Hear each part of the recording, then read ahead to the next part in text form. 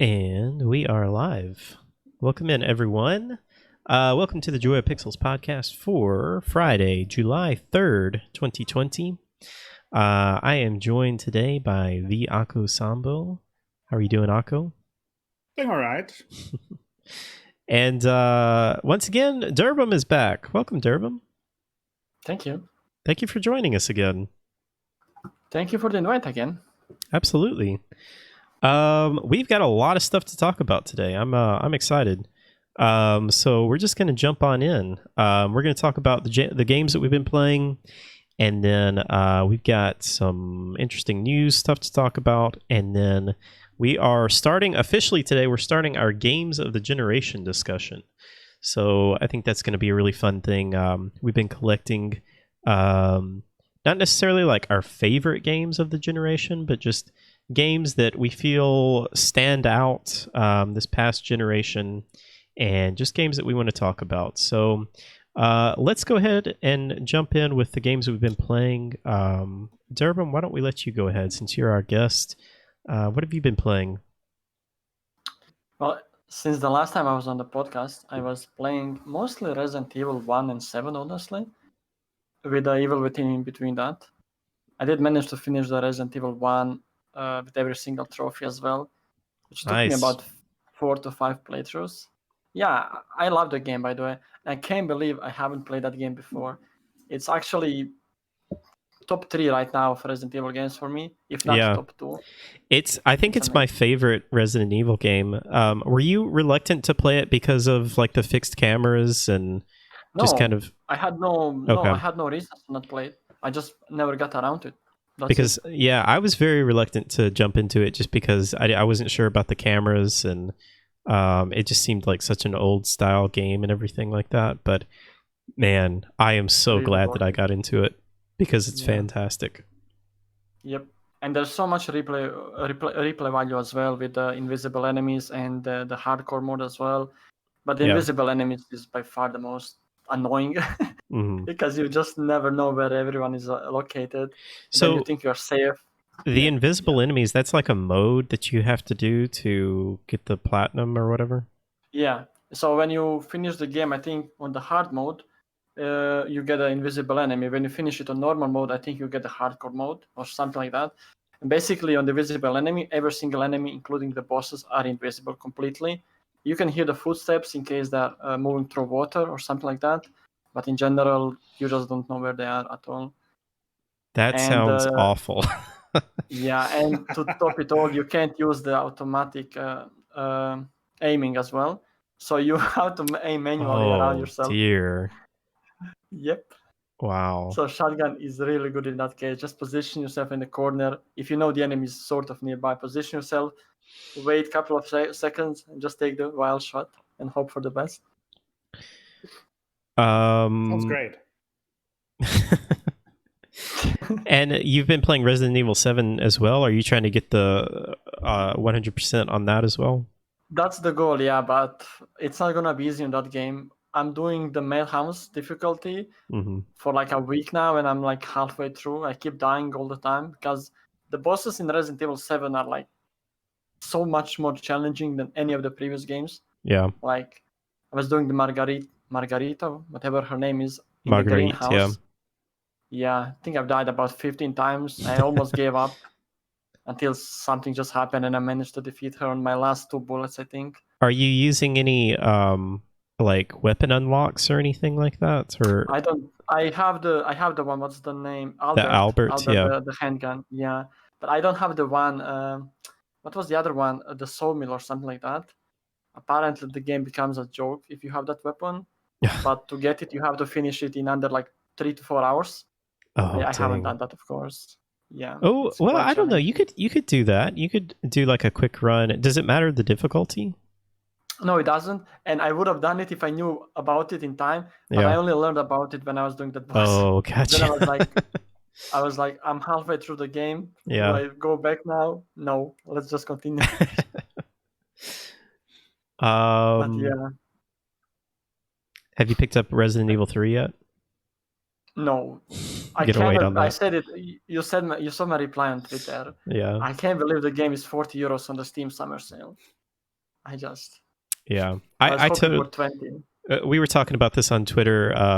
Durbin was kind of complaining about that. I totally get the complaint. I mean, I paid full price for it, and I felt like I got my money's worth. But at the same time, like you and I were saying, I mean, it was the same price as Resident Evil 2, which you and I have both put over 100 hours into that. And I mean, there's no question that there's more content in Resident Evil 2 than there is 3.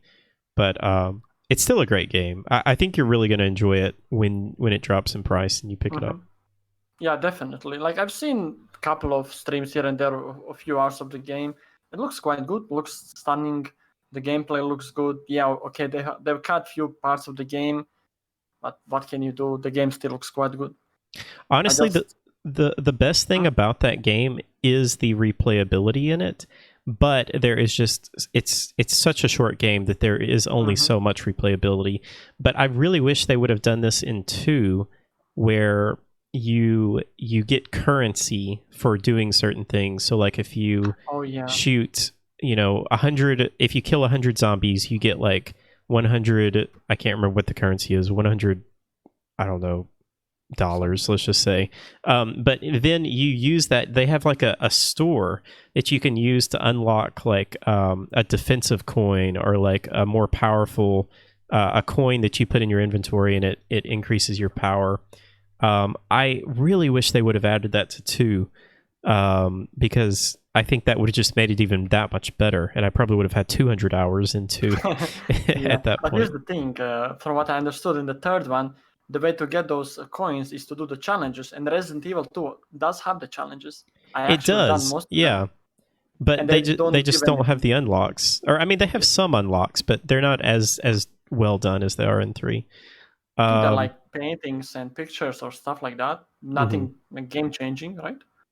Yeah. Which is a shame. Oh, that's right. Yeah, you unlock like the concept art and things like that. Yeah, the concept art. Yeah, which is cool, but it's cool, but it's not as cool as like actually getting things to use in the game. Yeah.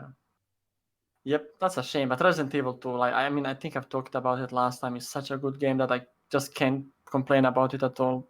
Yeah. Akko, how are you feeling about all this? I have strong opinions, but I hold them to myself. You have strong opinion on Resident Evil 3?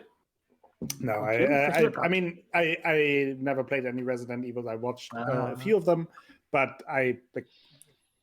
there's just only so much to say for me. So you're the experts on that. What else you been playing, Durbin? Well, the last big one I've been doing is the Evil Within, which is such a weird game. I have finished the game. I have seen the YouTube 20-minute video, and I still struggle to understand what's going on in the game. And the story is bizarre. It very much is. It's fun and silly and over the top, and I really like it. But yeah, what did you think about the game overall? I thought it was amazing most of the time. Like one small complaint, if I can say, is the game starts out in such a horror-ish way. Like the first 1 hour of the game, you have a couple of jump scares. You get a feeling the whole game is going to be like that, but it kind of dies down as you go further and further into the game. The horror aspect is, I don't know, doesn't seem to exist as often, which is a shame. But outside of that, the game is really good. I as an expert on the genre, can say that I watched a playthrough of Evil Within, and I thought one of the issues that Evil Within had is that it throws so much gore and body horror at you that you kind of get numb to it halfway through. It's just like, oh yeah, it's everything is blood and organs, and it's fine. It just doesn't have a shock value anymore when everything is so terrible that you just get numb to it, and then it's really just kind of like an action shooter. I think the game is a little too long. I think it probably could have been like maybe 60 or 70% of what it was, and I think that would have been a little bit better. Wasn't it also that they had to adjust the game a lot because again the plan was for it to be an open world horror game, but then they had to adjust it again, and they only were able to do it in Evil Within 2. I don't know. So I didn't. That was because it's like Evil Within is created, or the guy behind it. He's also the Resident Evil 3 guy, right? Resident Yeah, Resident Evil 4. Yeah, and I think he wanted, like, that is what I read, and I'm not sure how correct that is, and maybe I'm mixing things up. But his plan was to create like an open world Resident Evil, which was to that was always his plan. But then he had a falling out with Resident Evil, and then they made Evil Within, and the plan was there to have this. To combine open world with a horror game, which is not really happening too often. But then that's why Evil Within 2 is so good, because it does it expertly. Yes, like that. I think that was the plan all along, to get to a point where Evil Within 2 then got. Interesting. That is what I read, but I'm quite looking forward to the second one. Yeah. It's if you liked the first one, which I feel like you did, I did. The second one to me is just like, I mean, I think it may be my favorite horror game of all time. Yeah, I think I probably need to play it through again. I've played it twice. But it's so good. Like, the gameplay is just so good, so fun. The story, I think, is even more fun and interesting and bizarre. Let me ask you, can you actually understand the story as you're going through the game in the second one? I think the story in the second one is much more easy to understand. It's still, like, crazy, but it's a very interesting story with what you're doing. And I think it all makes much more sense. I actually haven't watched Evil Within 2, but I because like the first one I was kind of watching it, I was kind of like, it's just like a gory mess for at least 40% of the game. Yeah. And then didn't grab me. But I also heard that Evil Within 2 is much improved, and almost kind of like a good mix between like a Silent Hill and Resident Evil game, and kind of puts it together. Mm-hmm. Durbin, you also have BioShock Infinite listed on here. I know you just started that. I just started that like 3 streams ago, and I've heard complaints from somebody who is watching the stream that game is not as good as the previous BioShock games. So I went in a little bit skeptical about it, but the more and more I'm playing it, the more it seems like a normal BioShock games, except the fact it's located in bright environment compared to the first two where you're underwater in dark areas. Yeah, since I played it recently myself, it's like what I heard was basically from most people, it's either 1 or 3 that are their favorite, and like it's kind of just depends on their taste.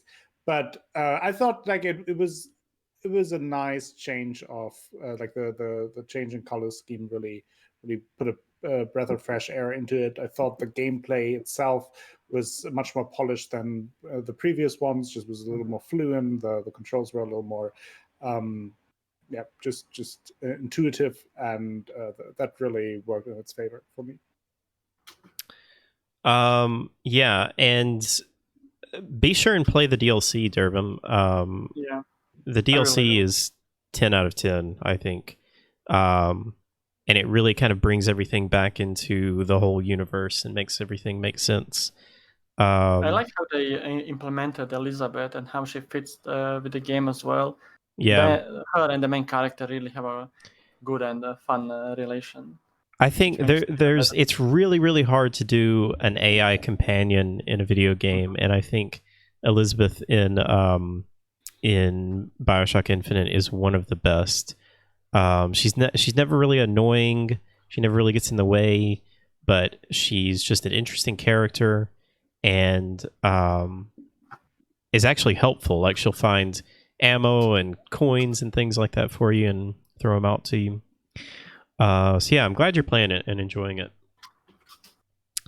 All right, let's see. Anything else, Durbin, that you want to talk about?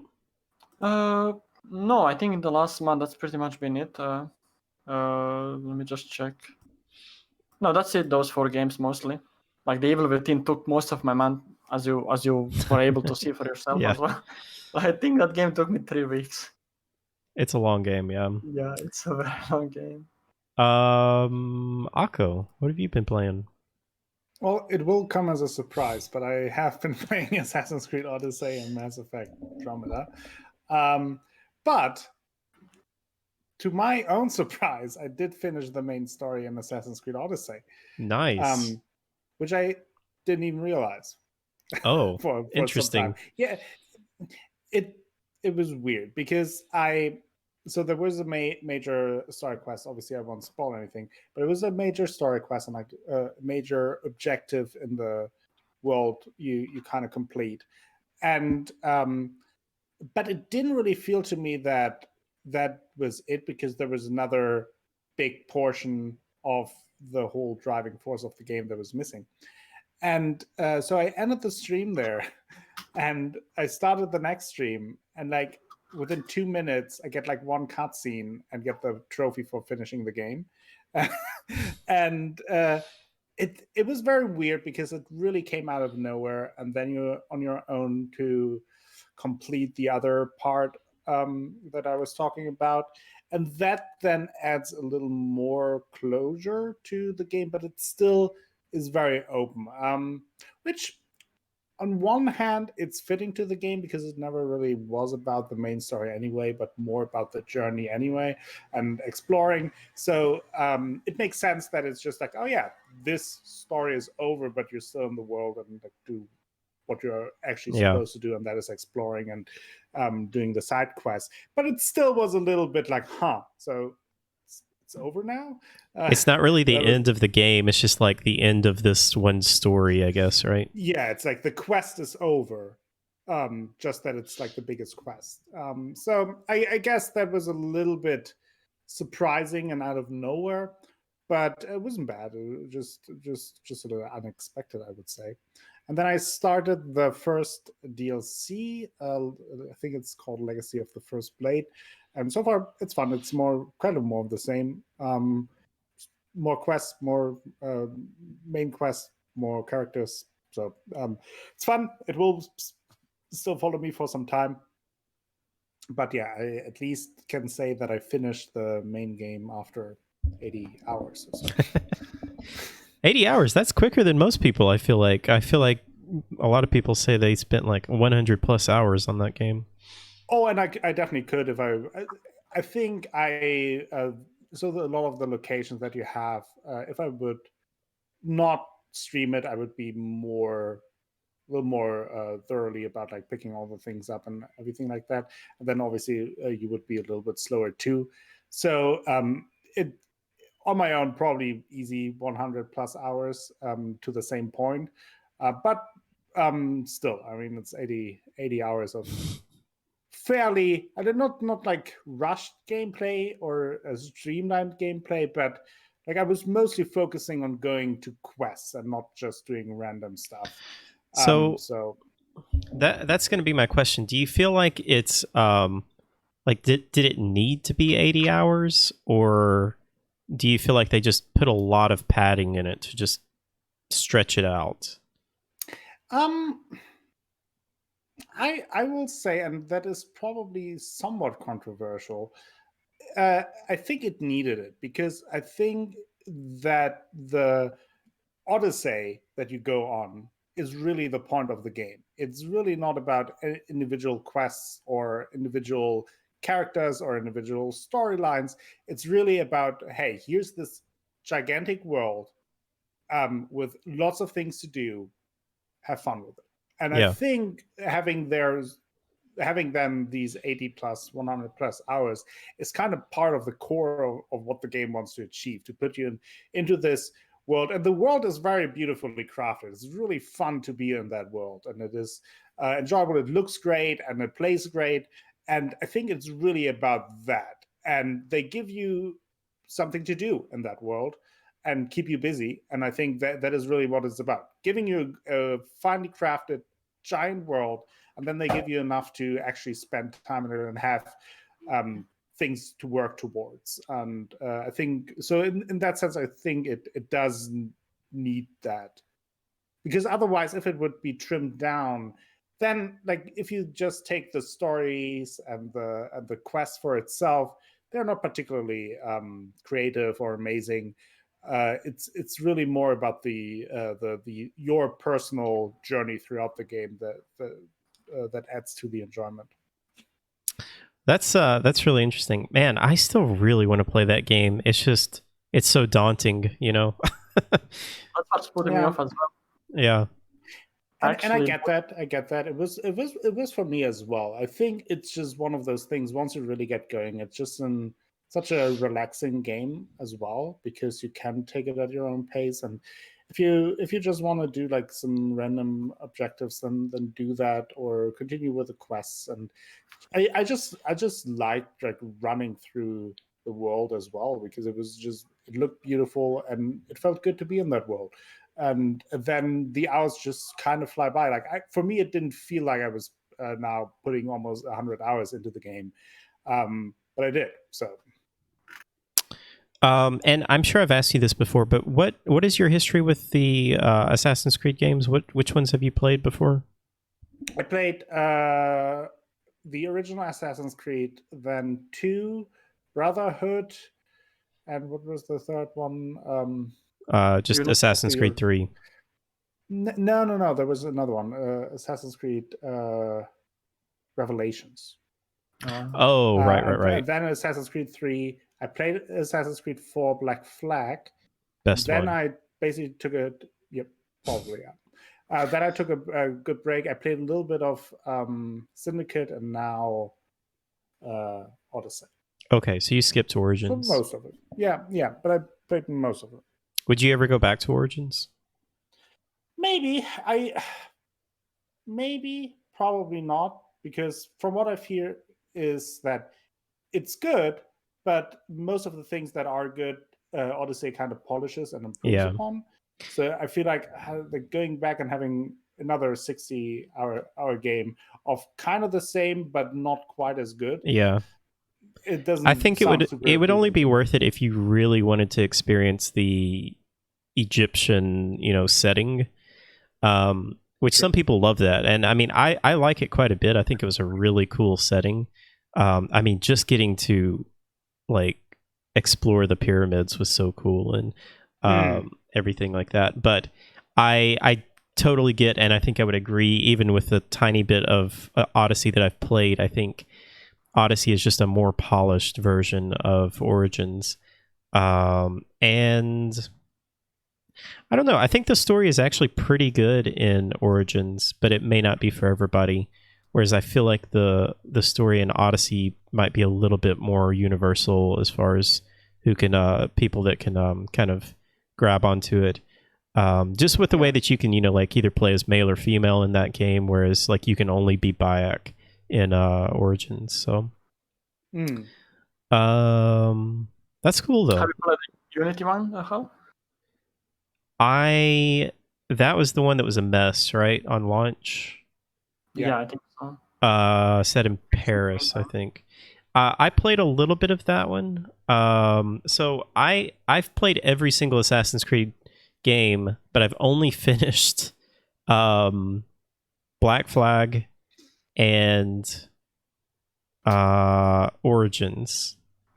Oh, and I finished Syndicate. I actually really liked Syndicate. I enjoyed it too. It was kind of like a similar thing as with Mass Effect Andromeda. Like I enjoyed it. Just then, I think it was like 25 hours plus in, and then just lost track, and then I was too far in to start over again. Yeah, I really, really liked the setting of that. I really liked London and exploring that setting. I also liked switching between the male and female character there, and having different quests for them.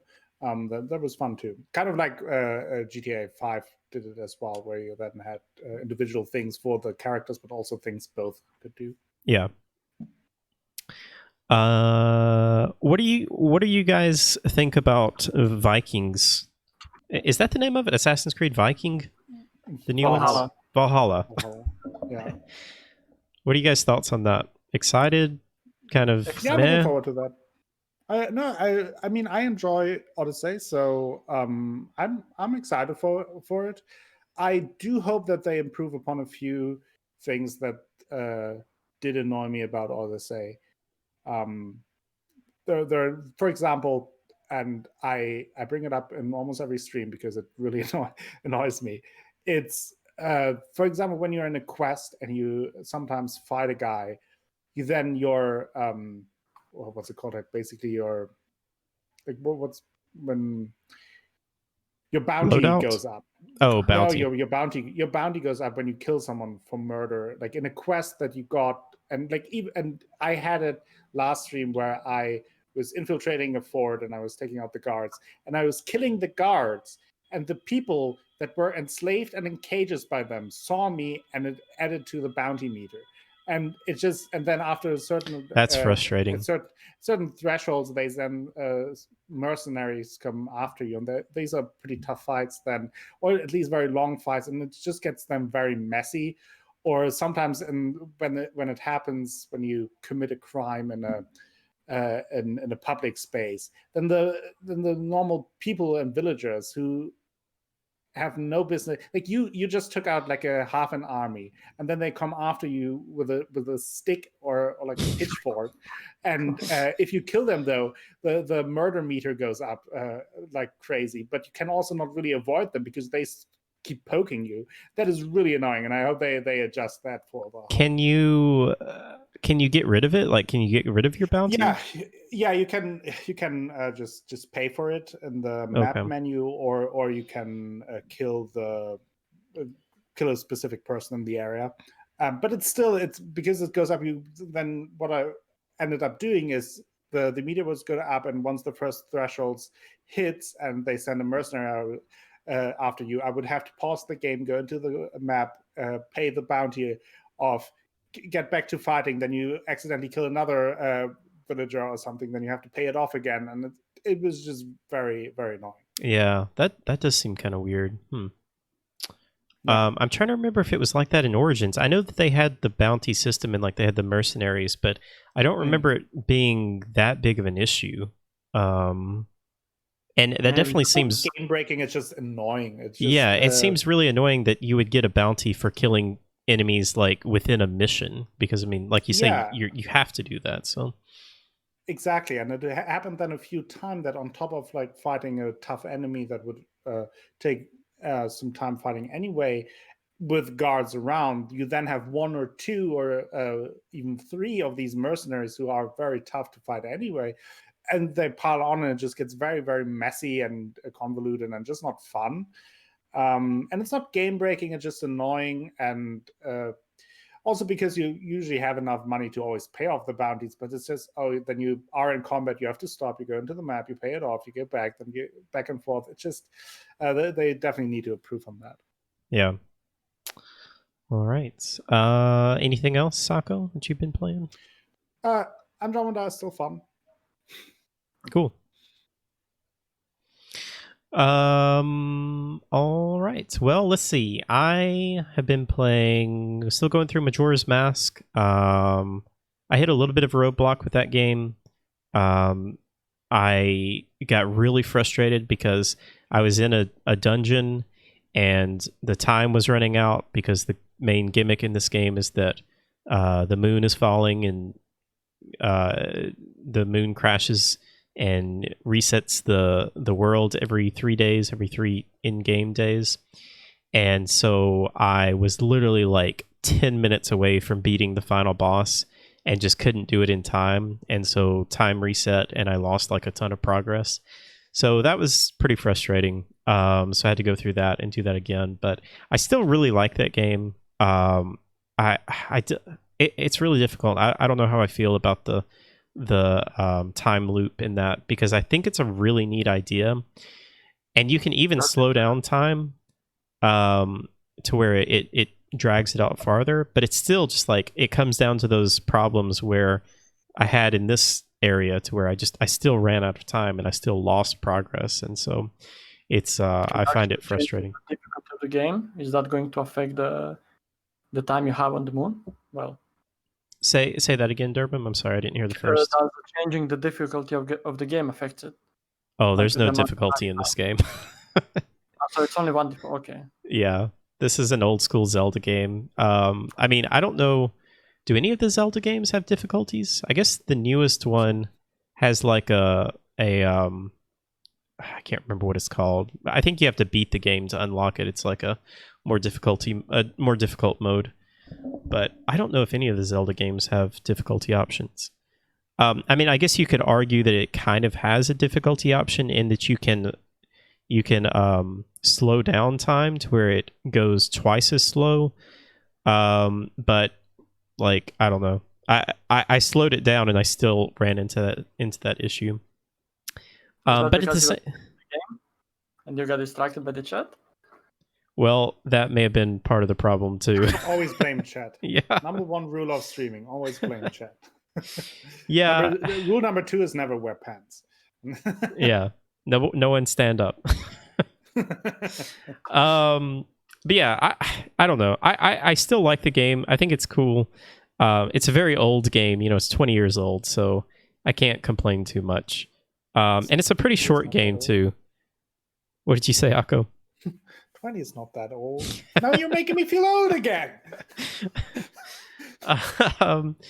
Yeah, it's an interesting game, and it's pretty short too compared to Ocarina of Time. I'm like, there's only I think 4 dungeons in this game, and there were like I don't know how many in Ocarina of Time, like 12 or something like that. So I just finished the 3rd one, and there's one more after this. So I'll probably be finished with that fairly soon. I'm also playing another 20-year-old game. I don't know why I'm playing all these old games. I mean, moderately aged games. I am going through Resident Evil Code Veronica, and honestly, I love this game. Durbin, you should play this game too if you're into the old school Resident Evils. Can you buy it on the PS Store? Can you what? Can you buy it on the PS Store? So it is available on the PS4, but it's just like a straight port of the PS2 version. What I actually did was emulate the GameCube version, and it's very old. I mean, you can tell it has maybe not aged wonderfully. The textures are pretty rough, but the gameplay is okay. You do have to use tank controls, so it's not. They don't give you the option like Resident Evil 1 Remake, to where you can have the more modern control method. But I was able to kind of adjust to that, and it's not too bad. But honestly, this is the most bizarre, silly, over-the-top Resident Evil I've ever played. It is it's crazy. The cutscene at the end of the first disc when you were playing it. It really is. I think it was Drunk Possum. Someone was saying in chat that it is really like a soap opera. It is like a Resident Evil soap opera. It's just hilarious, and I'm having such a good time with it. With the exception of a few things. It would be cool if they lean into it, if they remaster it or remake it, and then you can add like a laugh track at the background. I don't know if I would want that, because it would be like watching a soap opera with a laugh track. But I mean, I do really hope they remake this game. And the rumor is that they will. But yeah, it is just, I don't know. It's like all of the reasons that I love Resident Evil, because it's silly and over the top and just fun. It's just fun to play. There are some issues with it. I mean, this is just kind of like every Resident Evil, though. Especially the old school ones, I feel like I will spend all this time like searching for areas and trying to figure out where to go and searching for items, and I'll finally figure it out, and then like I'll go into a room and die in like one hit, and then I lose all that progress, and then you have to go back through and try and remember what you were doing and where you were, and the map is really convoluted and really confusing. What'd you say? Just need to get good. I do, yeah. I need to remember the areas that I've been to. I do really think they could have improved on the map, though. The map is, if they would just update it to more of the modern way, to where they show what rooms you've gone into, they show items on the map, and then you'll know if you've actually cleared an area. That would make it so much better. But everyone has a good way of doing that, Yeah. When you collect everything, the room becomes green. Right. So yeah, if they would just do that, then it would be so much easier. But they have the exact same style of map, but they just don't show you if you've cleared it out or not. So it makes it rather difficult. Speaking of difficult, I finished Last of Us 2, and what are your final thoughts? Yeah. So last week I was praising it, and I was really enjoying it. And so, okay, I'm not gonna say any spoilers. I'm gonna try and give my impressions completely spoiler free. But there is a lot I want to say about it. If you don't want to hear like anything about this game, then maybe duck out for a little bit. But I'm really not going to say anything about the story. I will say a couple of things about some characters, just because I feel like you kind of need to mention some things. But let's start with the good things. If anyone wants to avoid that, we will put something in chat to let you know. We will do like an emote spam. I will do an emote spam. There we go. That's a good idea. The Last of Us 2, and then it's over. So if you want to avoid it, mute us for a couple of minutes. It's usually anyway the better option, and then I'll bring you back with the emails. That's a great idea. So let's talk about the good stuff first. Possibly one of the best looking games this generation. The graphics are just amazing. The environments are amazing. Exploring, I think we had this question a while back, like what is your favorite environment in a game? And for me, hands down, especially after playing this game, like exploring rundown post-apocalyptic urban environments may be my favorite environment in a game. Like I love seeing these cities that all this stuff has overgrown, and like trees have grown in the middle of cities, and grass is just like taken over the streets, and vines and weeds and everything like that. I just love exploring these environments. There are this is not an open world game, but there are some open level areas. This is kind of one of my complaints as well, though, because there are a lot of areas in the game that are fairly large. But then if you don't explore like every single bit of that area, you can very easily miss stuff, and then you are cut off from that area at a certain point. And a lot of times it's not very clear. Like you'll go through a door and the door will lock, and you'll like go into a cutscene, and then you just can't go back. And so if you miss something in that area, it's very easy to just be locked out of things and not be able to get certain very important things. Going back to the graphics, the facial animations are just mind-bogglingly good. The voice acting, the acting in general, is fantastic. The combat and the gameplay is really, really well done. It's very polished. Now, if you didn't like, so let me go to Last of Us 1, because a lot of people are mixed with this, myself included. I just didn't really enjoy a lot of the gameplay in The Last of Us 1, but it mainly came down to playing with a controller. Like I was just so bad at aiming, and I couldn't ever hit anything with the guns. That has all been fixed for me personally in The Last of Us 2, because they added the accessibility options. And the accessibility options are just 10 out of 10. The number of options that they give you to have lock-on aiming, you can even slow down time, which I started using towards the end.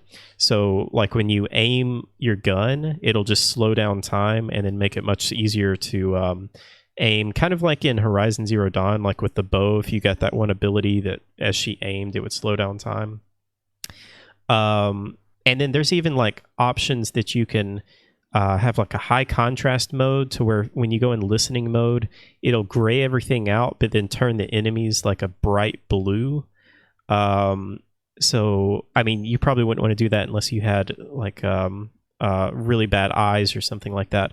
But I actually read that there was a completely blind person that was able to play this game start to finish. I think that's Didn't see that coming. incredibly impressive. So yeah, accessibility options are amazing. I'm just sitting here kind of like Sir Mix-a-Lot waiting for the butt. Me Well, too. we're getting there. But you can't really reveal the bad things without getting the spoilers, though, can you? Well, so okay. So let's see. I had a list here. Let me see if there's anything else I want to mention. I think so. Overall, I think I liked this game. I think like in the way it ended, I think I was okay with it. I think the general thing though is it's a very different game from what I expected it to be. And I think that's where a lot of people are feeling and standing with this. So I mean, this partially may be my fault, but I, very intentionally stayed away from all coverage of this game. I only watched a couple of the trailers, but they intentionally mislead you in the trailers. And I can't really say what it is without getting to like major spoilers. But there are characters that show up in the trailers that like there's literally a scene in one of the trailers that there's a character that shows up and it's a completely different character in the game that shows up. Oh, they do what Marvel does with their trailers by now as well. They add and subtract stuff so people don't get what actually happens in the movie. I guess so. I don't really pay attention to too many of those trailers. But they started doing that, and I think like has been a thing in movie trailers over the last couple of years where, for example, like a character was like edited out of the trailer that they didn't want to know the audience would be there at this point in the movie in the group, for example. So I guess they did something similar there. Yeah, and this just goes back to my personal philosophy of if there's a game or a movie that's coming out that I am like 100% sure that I want to play or watch, I just don't watch the trailers. I just avoid the temptation and I just stay away from it. And then I don't have to worry about this, But I think that I'm probably in the minority with that. I know that there are a lot of people that, watch these trailers and try and come up with all these theories and everything like that. And so I can understand how they would feel burned with that. So the main negatives to this game for me, I feel like the writers tried to pull off something really unexpected. They took a big risk, and it didn't work for me personally. For some people, it seemed to have worked. For most of the journalists that reviewed this game, it seemed like it worked for them, because this game seems to have just gotten unbelievably high scores. And I still don't even know what I would rate this, because I feel like it's so hard to rate this game because it really is just so subjective. So is it really just kind of like a story thing where whatever they decided to do story-wise just didn't work out, or what's the disconnect there? There's some really weird pacing issues with the game. There's a lot of flashbacks, and there's like even flashbacks within flashbacks. And it just gets like very confusing, and there's a lot of writing that is just poorly done, in my opinion. There's characters that like should have died and they just didn't die because plot armor, I guess. So is it maybe a case of where they were too ambitious for their own good? I don't know. It's so hard because it's like I really think that they were like so close to doing something really amazing with this game.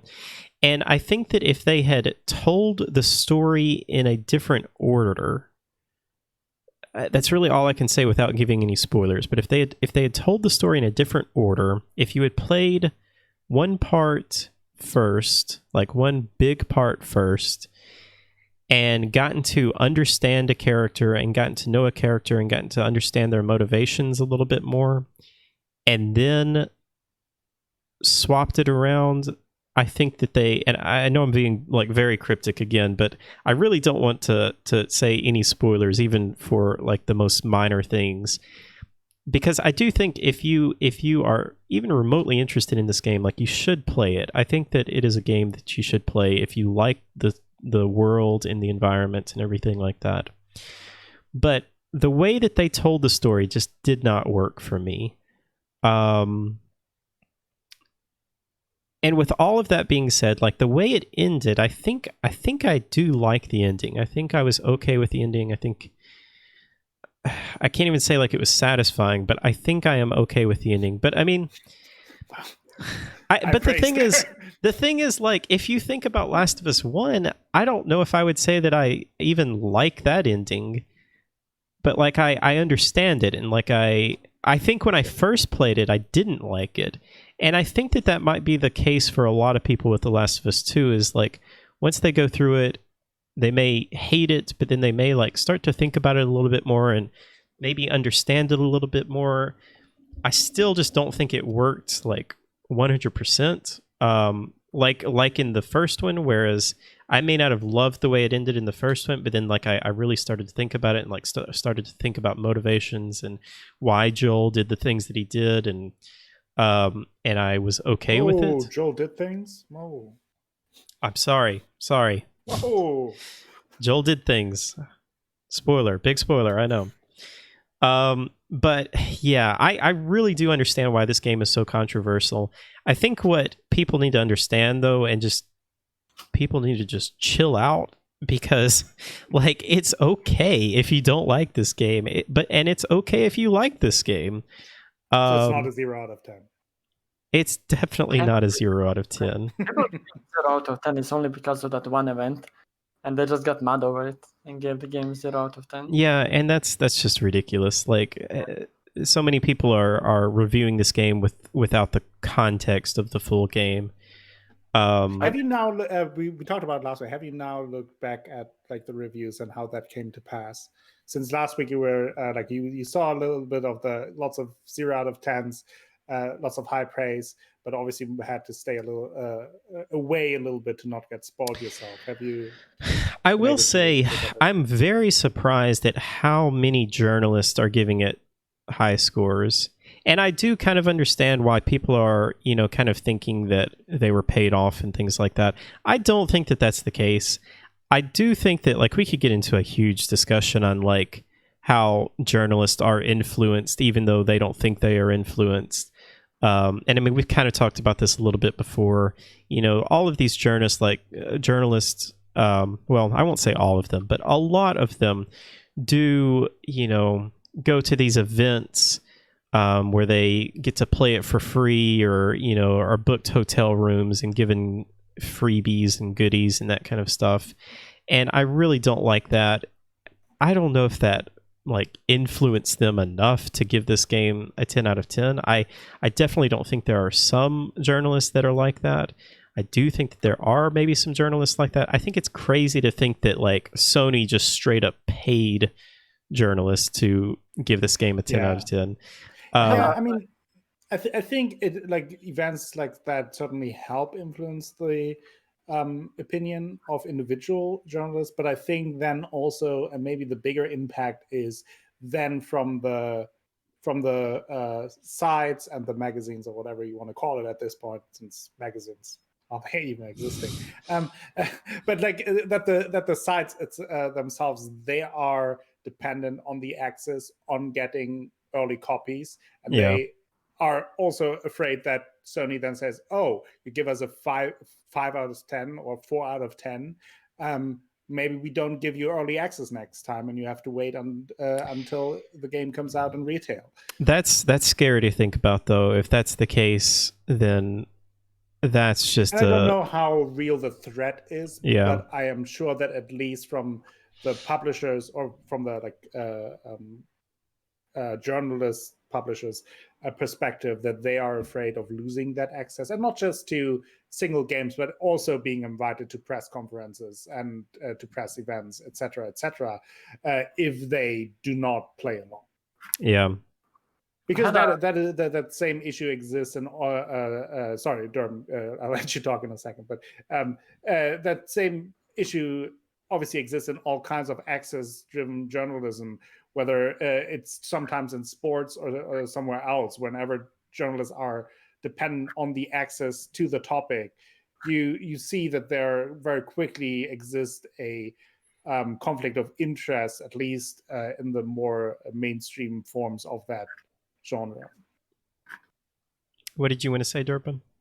I was going to say, I said something on that topic about a journalist and their reviews on Twitter just as the game came out, and one of the journalists actually replied to me saying the main reason their ratings can seem weird to the rest of us sometimes is the fact they don't really have time to actually play the full games. So, for example, they get like a couple of days to make the judgment on the game, and they can maybe finish like 30-40%, even that sometimes. And he said that's like the main reason, and he was fairly convincing in saying that they don't get paid for any of that, and it's not because they fear for the access. It's just they generally don't really seem to have too much time to actually play the games fully and see what the game is all about. Yeah, that is, and I was going to mention that there have been quite a few cases, especially of IGN doing that, to where there was one game that was really big about this, that they only played like the first half of the game. Oh, I think it was Resident Evil 2 actually. They only played like the Leon campaign. They didn't do the Claire campaign. And so they were complaining, saying it was like really, really short and all of this. And then they found out, and apparently, like in this case, the person that wrote the review didn't even know, or just like didn't even look at the game and see that there was a second playthrough. But yeah, that absolutely does happen, to where they will just play through like half the game and think that that's enough that they can review it, or maybe they'll like go on YouTube and watch the ending or something like that. That honestly blows my mind, though. If I don't have any problem with reading a review, well, I do kind of have a problem if you call it a review, but if it's like an impressions, then that's perfectly fine. If it's like the first 5 hours or 10 hours of the game or something like that.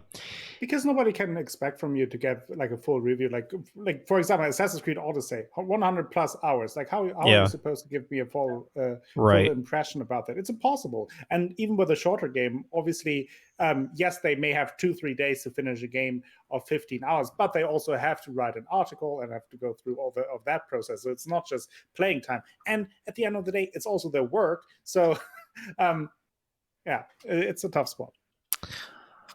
So yeah, I think that's probably about all we should say for The Last of Us 2. I will say I really like having just this game because it's such a good discussion topic.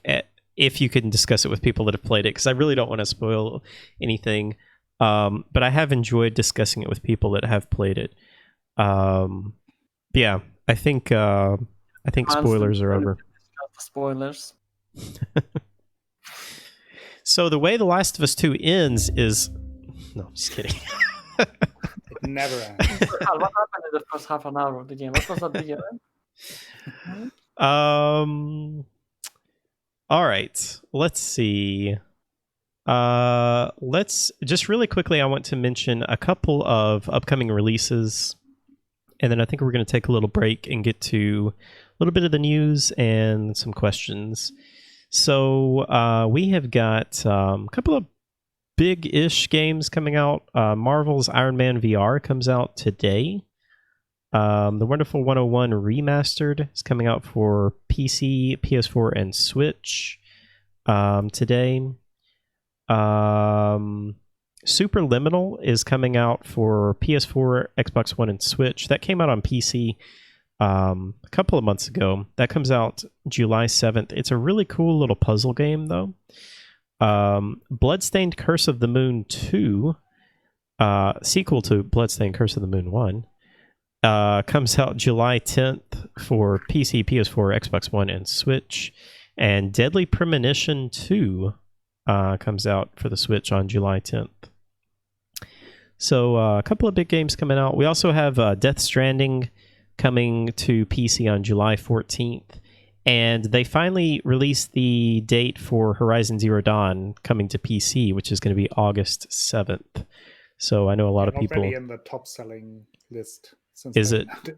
Yeah, I saw like a screenshot that it already like jumped up very quickly. Yeah, I'm sure that's going to sell like crazy. And I know a lot of people looking forward to that. A lot of people looking forward to Death Stranding as well. So yeah, I'm excited that those games are coming out on PC. I've seen so many hours of that game on the stream. I just can't get excited about Death Stranding at all. Death Stranding? I would like to. Yeah, Death Stranding. I don't know. I've seen the gameplay. I was watching a friend play it for like 3 hours straight. I don't know why, but I just couldn't get into the game one bit. It's not for everybody. I mean, I totally get the complaints from it. I do think it's a pretty interesting premise, though. And I was really, really intrigued with the story. I think it's a really interesting story. But yeah, definitely not for everyone.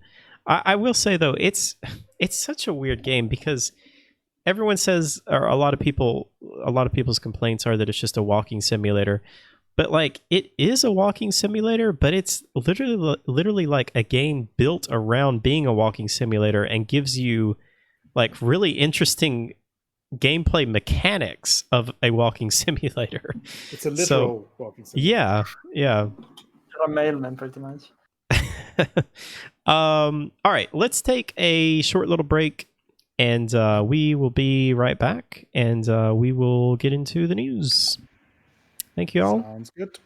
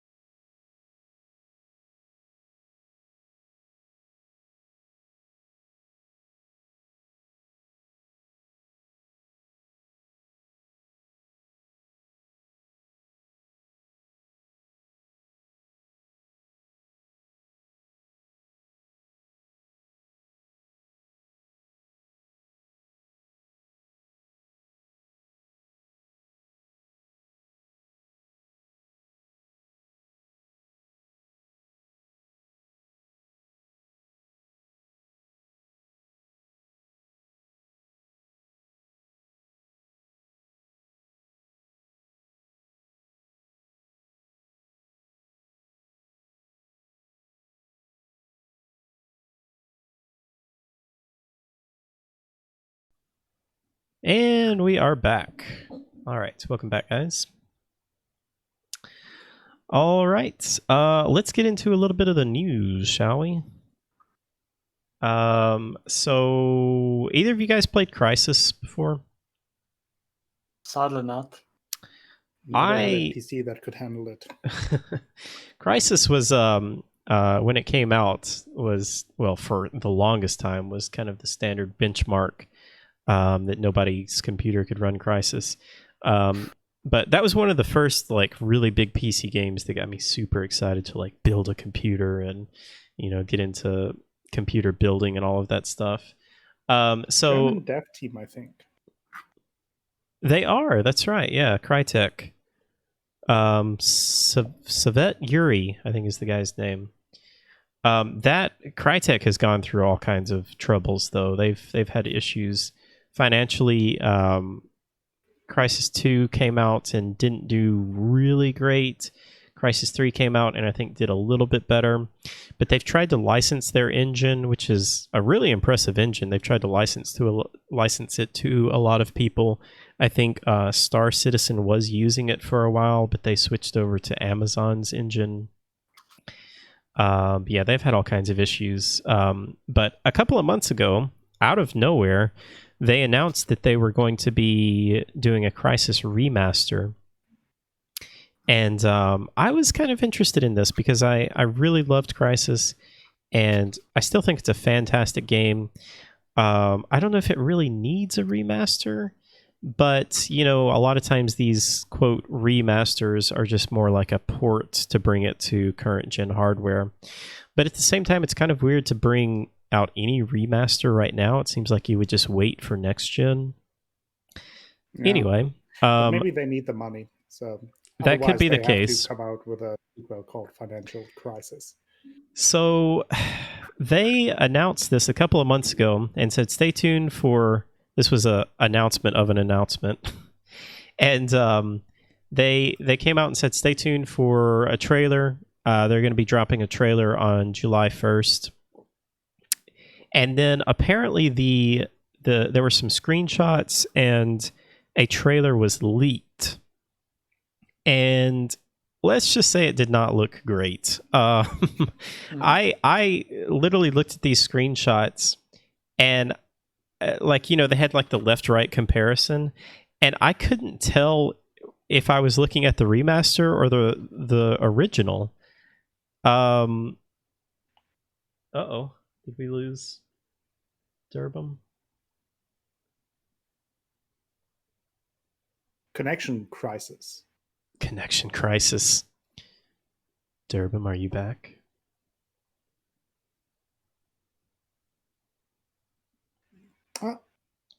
There we go. Can you hear us, Durbum? Me only? Who had the issue?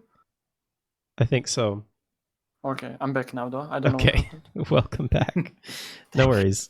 So yeah, they released some screenshots, and I couldn't even tell what was the original and what was the remake. They almost looked identical.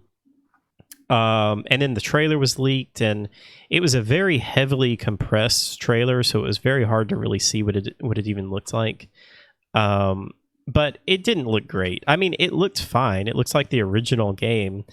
But it basically just, you know, again, looks like the original game. So I don't really know why we need a remaster. But they came out the day before the announcement, and they said, we're going to delay the announcement for a few weeks. And they didn't even give a date on it. They just said a few weeks. Will that be the new thing now? Delaying the announcement. One day before the announcement. Yeah, but I don't know. This is just a weird story, and I don't know if this was just supposed to be kind of like a cash grab, and they realized that they were just going to get so much flack for it that it was just going to do them, you know, be even worse for them.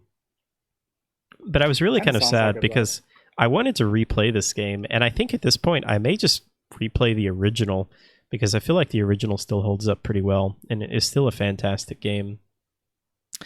Yeah, that's just a weird story that I thought I'd Was mention. it maybe just a smart marketing ploy to announce all that so people buy the original game again? I don't know. There would be some 3D chess, but it would be kind of a crazy, bizarre marketing move, and I think some people have kind of come up with that as like a conspiracy theory. I mean, I guess that could be the case. It doesn't seem likely.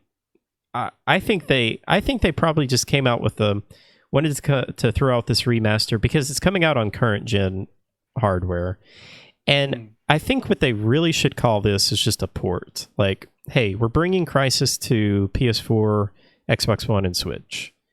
You know, even if it doesn't look any different from the original, I think that's fine. But when you call it a remaster, I think there's a certain expectation of it, you know, having at least a few things that have improved. But this kind of comes down to why remasters, especially for PC, is like a lot of times the original is just as good, if not better.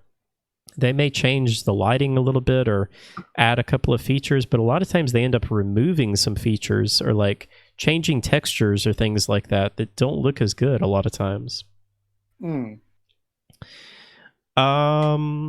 So yeah, anyway, I think they didn't even give a date. They just said a few weeks, maybe in August. Maybe in August we'll get a release date of that.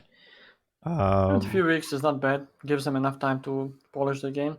At least they show they care, to be honest. They could have just released the game like Warcraft 3 Reforged did in a state where they got destroyed by the community. I don't really know how much they can do in a few weeks though.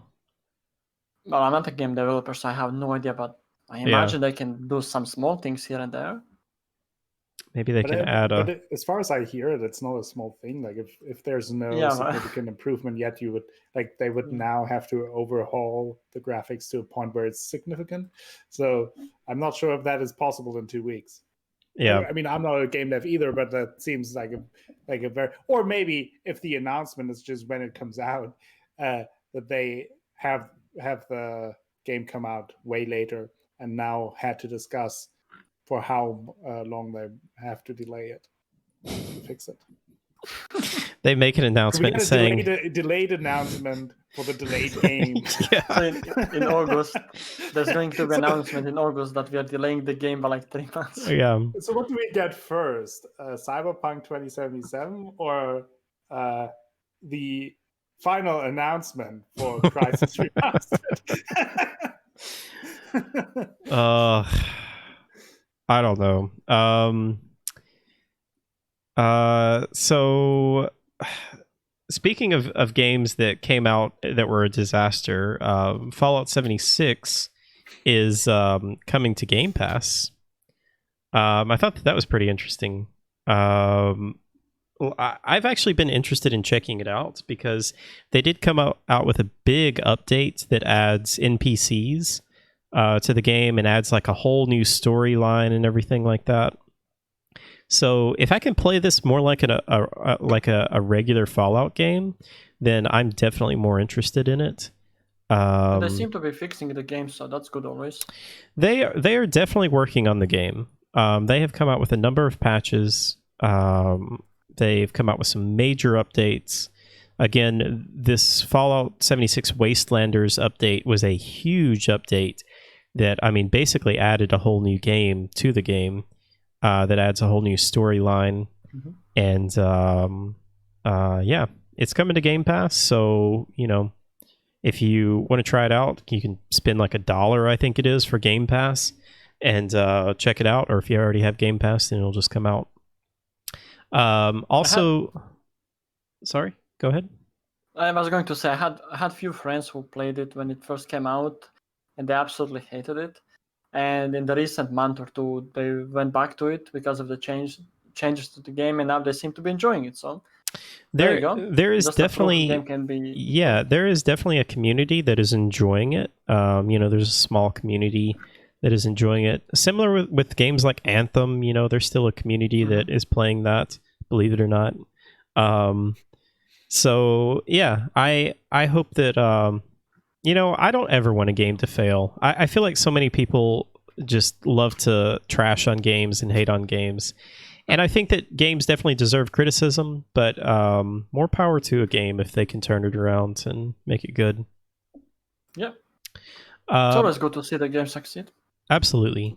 Also coming to Game Pass console is Soul Calibur 6 Crosscode, which I think is actually on PC Game Pass as well. I'm pretty sure I saw that. Fallout 76. I have that on Steam. Crosscode? Oh, well, let me see which one do I have. So, no, I just have the normal one. No, never mind. Okay. And then OOTP 21. It looks like Out of the Park Baseball. That is my game. Have you played this? Oh, have I played it? I think I have at least 3 versions. Did not expect combined about 1,000 hours. So yes, what in the world? It is my off-time game. Okay. I have the current one in Out of the Park Baseball 21. I have over 200 hours already, and it's like came out like earlier this year. So I may have played it once or twice. So what is it? What is it about this game that you like so much? So I grew up playing a lot of Football Manager, Soccer Manager. You basically manage your soccer team, and I always been a fan of these types of sports simulations or management simulations. And Out of the Park Baseball, and I played a bunch of different ones over the years, so I'm a little bit of an expert in it. What you guys might have in Resident Evil, I have in the very niche genre of sports management games. And I have to say that the Out of the Park Baseball series is really maybe the most detailed sports simulation or sports management simulation out there. It has an incredible depth to it. Obviously you have to like baseball for it, but if you do, and if you like these types of games, it really offers more than any other sports management game. And one of the cool features that is probably also able to being appreciated if you are not interested in the game. But one of the cool things is that not only do you play like in FIFA, where you have like the current rosters, obviously, but you also have the entirety of the historical rosters all the way back to, I think, 1920 or 1890 or something like that.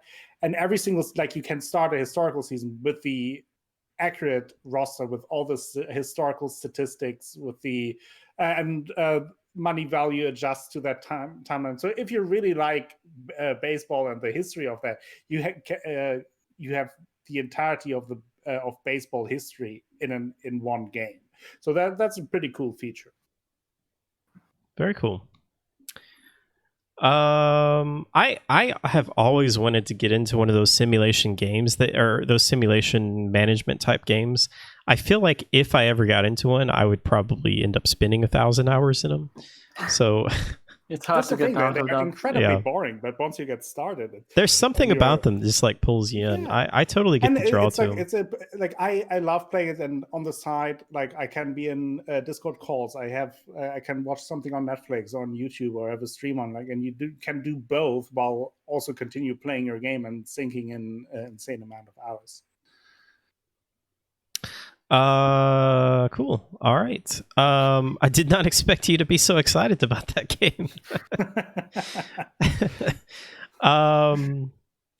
Let's see. The other topic we have is boy, this kind of came out of nowhere. Going back to Fallout. So Amazon and Bethesda have teamed up to announce a Fallout TV show. So they officially announced the TV show. What did you say? By the creators of the Westworld as well? Yeah, so officially announced the TV show set in the Fallout universe being produced by the creators behind HBO's Westworld. They released a short teaser video. Very, very short, just kind of a TV test pattern, just asking folks to please stand by. What do you guys think? Interesting, excited for it. What kind of a story would that have, by the way? That's what I'm curious about. Yeah, I can't imagine they're going to take like Fallout 4 story and convert it. I would hope that they're Fallout going New to. Vegas would be amazing, I think. Fallout New Vegas would be interesting. I think that they, or I guess I would hope that they would kind of do something original, just kind of use the universe. But I don't know. I think it could be interesting. What do you guys think? I think it has a lot of potential. I doubt that they will take a story from the game. I think they will probably just take a different city that we haven't seen in a game, give us then the world, and probably obviously then take the backstory of all of that. But I think it has potential. I mean, if you take the world as the setting and then tell a story in that, then it all depends on obviously the story you want to tell and how well that one is written. But I think the potential for that is certainly there. Yeah. Or you saw how Witcher did good as a TV show coming from the game. So let's hope this one does at least half as good. Yeah, and I mean, Witcher did very well, but it also used the source material directly from the author, as opposed to from the game. So I think that was a big factor of its success. Not to say that I don't think they could have done like a good crossover with the game, but I think it was just a good idea to not really tell the story of the game. I think that's just so hard to do. Going back to The Last of Us, they are creating a Last of Us TV show, I guess TV show, or more like maybe like a mini series for HBO. So I'm really, really curious what they're going to do for that. I do think that a show or like a mini series is a much better way to take a game compared to just a movie, because it's very hard to compress, a 20-hour game down to a couple hours. Yeah, Resident Evil is the best example. What is the best example? Resident Evil movies. You saw how bad they were in general. Yeah. I mean, I don't know. I haven't seen all the Resident Evil movies. I think I've only seen the first one. Those seem to do pretty well, though, for a certain type of audience. But I can't really imagine like really getting excited about a Resident Evil movie. I don't know. I've seen them recently. I can say as a Resident Evil fan, they're bad. Yeah. I mean, I feel like they would be. I feel like for me personally, like what I would want is something like The Last of Us, something like a really deep, thoughtful story, not something that's like really kind of silly and over the top like Resident Evil. Like I love both of them, but they're very different things. I think if you think about it, like the classical Fallout story setting, you could easily turn into a show, right? Yeah. You have a character waking up in a vault for some kind of reason, then figuring out that this vault all went to shits. You explain the audience over a certain period of time how the new world is, how we got to there, what is happening with Vault-Tec and all of that. You have this wasteland world where your main character has to find companions or like a group of people they join, and you have people betraying people, and like there is conspiracies going on and a new world order and all of that. That's a good setting for a TV show if it's well done. So I think it has all the pieces that it would need to be interesting, even for someone who has no idea about the games, just general as a post-apocalyptic setting to be interesting. And then it all depends what they do with that. Absolutely. I didn't put this in the rundown, but I just saw it quickly. Devolver Digital announced that they are going to be doing a direct on July 11th. Devolver Digital is a publisher, but they publish a lot of indie games, but really good indie games. So they usually do an E3 direct that is really just kind of bizarre a lot of times, the way they announce games. So that'll probably be interesting to check out. That's going to be July 11th, 12 p.m. Pacific time. And then the day after that will be Ubisoft's direct press conference, whatever they're going to call it.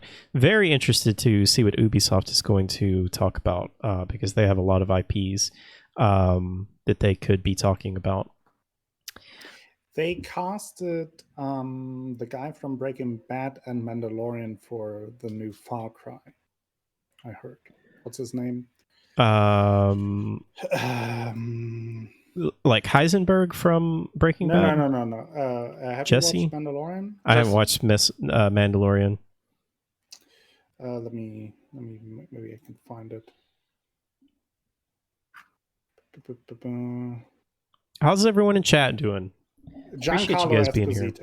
Esposito. Is that the guy who plays the role of the drug dealer behind the chicken restaurant? Yes, exactly. And it was announced that they had a deal with him, and then it was announced, I think, that he will be in Far Cry 6. So I would assume there will probably be an announcement for Far Cry coming up. Yeah, they've definitely been rumoring that Far Cry 6 will be coming up. I think they rumored that it would get away from the American setting and go to Europe or Africa again or something like that. I can't remember. Are you guys Far Cry fans? Never played any of them. Really? First person. I did get it today, so I might give it a go in the near future. I really liked Far Cry 5. I mean, I've played all of the Far Cry games, enjoyed them all, but really liked Far Cry 5. Yeah, I always wanted to check them out, but then they're first person, and I don't know if they're really that interesting to me. But I probably will check them out at some point. Yeah, I mean, they're not anything revolutionary. They're like the defining game of Ubisoft. I feel like where you have where every game kind of split off of them, where you have the towers and the camps that you go into that you clear out. It's like if you've played one of these games, you've played them all. But there's something about them that I really like. So this is an interesting thing, and I think this is going to be an interesting topic. I'm trying to remember what you had linked here. So Akko had linked that other publishers are considering raising the game prices for PS5 and Xbox Series X, and it was it NBA? I think it was Madden, but I'm not sure. Yeah, it was one of the sports franchises. No, NBA 2K21 announced that they are going to be releasing their game for a retail price of $69.99, which is $10 more than what games usually are here in the US anyway. And so there's been a big discussion about this in the past, about do we think games will be more expensive at some point? When will they be more expensive? How much more expensive will they be? And when next gen is coming around, I think that's just kind of like the obvious time for them to take the risk and bump up the price. But what do you guys think about this? How do you guys feel about this? I don't like it, obviously. I think €6 is already a little bit steep sometimes. But listen, I am realistic, and I can completely see why the games such as NBA, football games, Call of Duties, and those kind of games which you can play 24/7 for a year at least are going to be slightly more expensive than the game which you will finish in 20 hours and then never play it again. I can completely understand that, and I can see where they would be coming from if they charge a little bit extra. But then again, those games that might be charged extra are the same games which have so many microtransactions inside of them. So why would you charge the extra money on top of that already? Like the NBA game you're talking about, I think that's a game which I'm fairly certain it's full of microtransactions as well. It is riddled with microtransactions. I have experience with Pro Evolution Soccer and with FIFA. I know how much microtransactions there are. So yeah, I don't really get it, honestly. I don't get it. They just want more money. Wow. I think I will be the devil's advocate here a little bit. But I think the issue here really is that we are so used to paying the roughly $60 for games for so long that we forget that the price hasn't really changed for 2-3 decades at all. Like AAA games always have been the same price for as long as I buy games, pretty much. PC games, they weren't. Yeah, nobody seems to remember this except for me. But I think it's because I mainly grew up on PC. But yeah, all PC games used to be $50, and then it was Call of Duty. I think it was Modern Warfare 1, or Call of Duty 4 Modern Warfare. I think it was in 2008. Raised the price to $60, and then every single PC game became $60 after that. Yeah, but like generally speaking, the price hasn't really overall hasn't really increased much. It was more that the PC adjusted the price to the console games. And if you think about, there was a little discussion on Luckless Lovelock's server about that, and he made the math of that a game in the 90s when I think he took I think Ocarina of Time as a comparison, but one of the Zelda games, and it had a retail price I think of $60 at that point, which would now be almost twice if we consider inflation, etc. Well, obviously that is not a clear indicator, but point being is that we got so used to this one price for so long that obviously now it seems like why change it now? I think that change probably should have happened incrementally over time anyway, and now we have that big jump, and it seems like a lot. And I also we also need to consider that the production of games now is way more expensive than it has ever been. There goes way more money into producing games than it has before, and somehow obviously the companies need to make their money, and they make a lot of money. But I think also one of the reasons why we have so many microtransactions is because that the retail price was never something they were able to adjust, whereas their costs were always increasing. So they had to find other ways of financing their games and the support for the games. And that is where one of the reasons, among others, where the microtransactions came from. And I think now it was an inevitable step. We talked about it before, that it just takes one publisher really to take the step first, and then probably the others will follow suit. And I expect fully that this will not just be for the sports games and for the Call of Duties. It will probably be for all AAA games on the new generation fairly soon, that we will pay $70 or maybe even more once we get there. And while I obviously would prefer a cheaper game, we all would like to pay less for games. The cheaper, the better.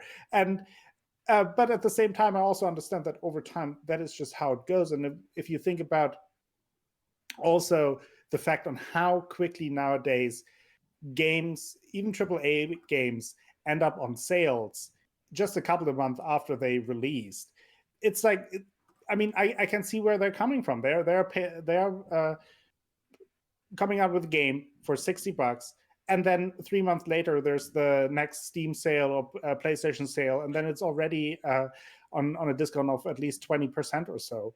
Not all of them, but some of them. So they kind of need to figure out a way to make that money, and I hope obviously that money also trickles down, especially to the developers, and that it may even counteract some of the microtransactions and the race for pre-orders, which is obviously a little optimistic and probably won't happen.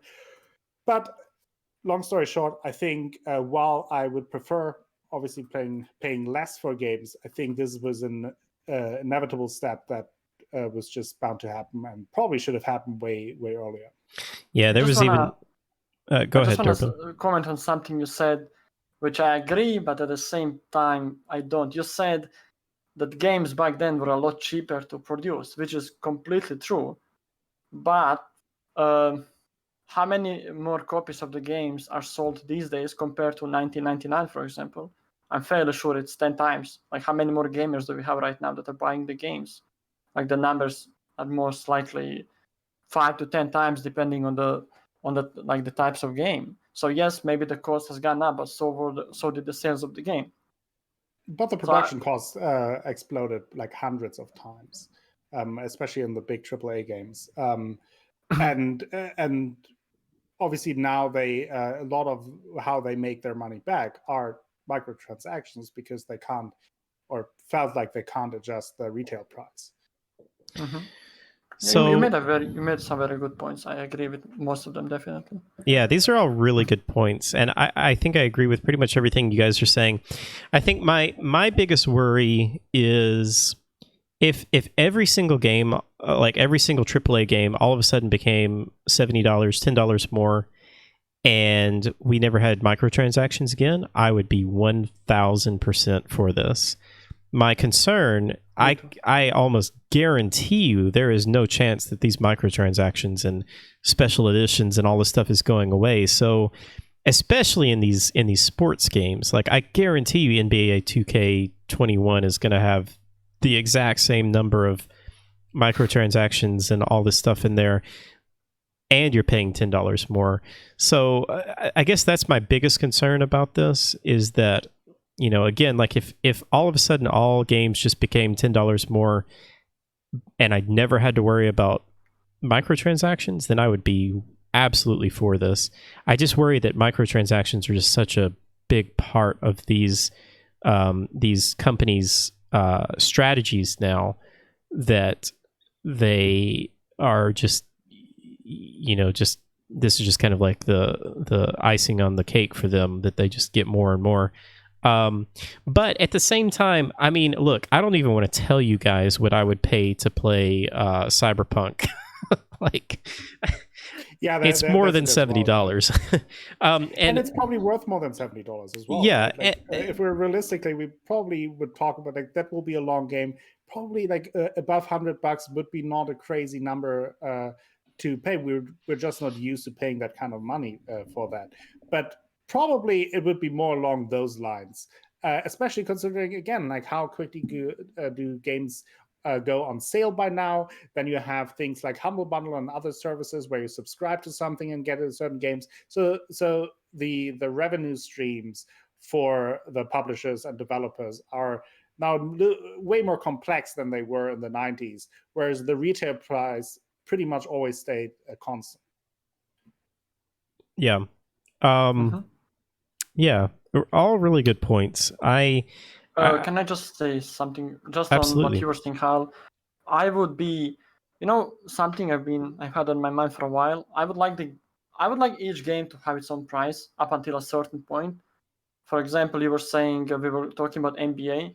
I'd be completely okay if that game was €80 to start with no microtransactions, even 90, because you know that game is going to be played for the next 12 to 14 months before the new one comes out on daily basis. Mm-hmm. And then I'd be okay with some of the other games, which are 60. I mean, obviously it would be cheaper, but going down to 30, why does a game coming out from a AAA has to be 60 when it's not as long, not as good? It should be cheaper. Like, if, like in the dream world, remove the microtransactions and just price the game based on the merits and the longevity of it, that would be the dream world of the game prices. But I know it's not going to happen. The microtransactions are probably going to become it's even a worse. really good point. And I mean, it goes back to like what we were talking about with Resident Evil 3, right? Where that game should probably be like $30 or $40 for the value that most people will get out of it.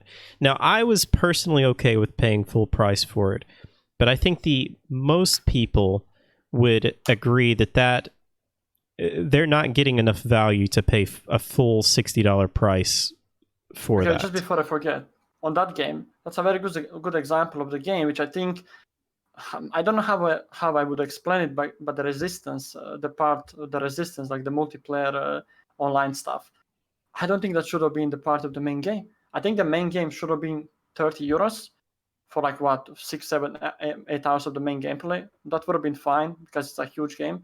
And then you should have had like the side content, the resistance, for, I don't know, 20 more euros. I think that would have been the perfect. Yeah, instead then you have people being like, oh, but you bar us from playing a large portion of the game and we have to buy it extra for DLC, although you ultimately pay the same price. Yeah, people will complain no matter what. People get very upset when they have to pay extra for something, even if it overall isn't extra. So I get your point, and you're right. It probably would be better that way. But I think from a marketing standpoint, people are less willing to pay something extra for additional than they are to get for the same price everything in one bundle.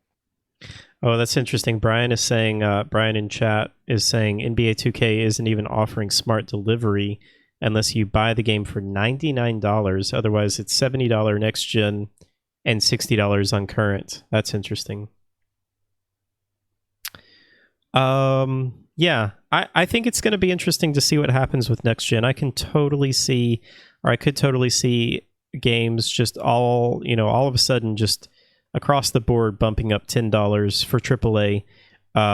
There was a lot of talk about this when the PS4 and Xbox One came out, that a lot of people were expecting that to happen, and it just never happened. And so I think that we kind of got a little lucky by skipping that jump in price. And like you guys say, you all brought up really good points that, sales happen so frequently that, if you just want to wait a few months to pick up a game, then it'll probably at least be $10 or $20 off. Not every game is like that, Nintendo. Yeah, but that's an interesting point, right? Because Nintendo has their own secluded marketplace, so they can control that. Whereas with the other games, they're on multiple platforms where they can't control the marketplace. Whereas I don't Nintendo can control their own marketplace. PlayStation has a pretty contained marketplace, especially for their first party games, but they still drop in price really quickly, True, but I think there it is also because they kind of have to follow suit with their own games, because otherwise they would stick out compared to the other games too much if they wouldn't drop them in price. So I think it's just the culture of the marketplace developed in a way where they were just used to doing it with other games, whereas Nintendo always kind of stuck with like, hey, if you want to play our games, pay the full price. Sales, we don't do that here. Nintendo just doesn't listen or look at the industry at all. They just do their own thing, and it works for them, so more power to them. Okay. Good discussion. Let's move on. Let's answer, or let's go through a couple of questions. Let's see. Durbin, you want to ask your question here that you posted? Oh yeah, okay. So this is basically because I was playing Bioshock just last night, and the topic of because I was going around. Don't ask me why. I was going around killing civilians and everyone. I don't know why. And someone said in the chat, "Now you're going to have the bad ending," which got me thinking that we need more games where your actions in the game have consequences to the way the game evolves. Not only you do like one bad thing, and the rest of the game is the same, but you just get like a different ending. I'm talking about real changes in the game based on your actions. So let's imagine you're playing this game, you go in the village, you rob the store, suddenly you have become like the thief. Nobody wants to give you the quests anymore. Like the main characters don't want to interact with you unless you do some stuff on the side to redeem yourself. Those kind of things. I just feel we are missing those things in the games. Like I think Fable, if I'm not mistaken, was a game which had something like that, but that's been such a long time ago, where you had the good and the bad character, and whatever you would do would sort of reflect on the story, on the game. Sorry, and like these days you have it in Bioshock, but like doesn't really change anything as you're playing the game. It just changes the ending, maybe. Yeah, very minor things. Yeah, it's very minor. So like my question would be, do we need more of that? So my answer would be yes. I'm just curious to hear what you guys have to say about that. Akko, you want to go ahead?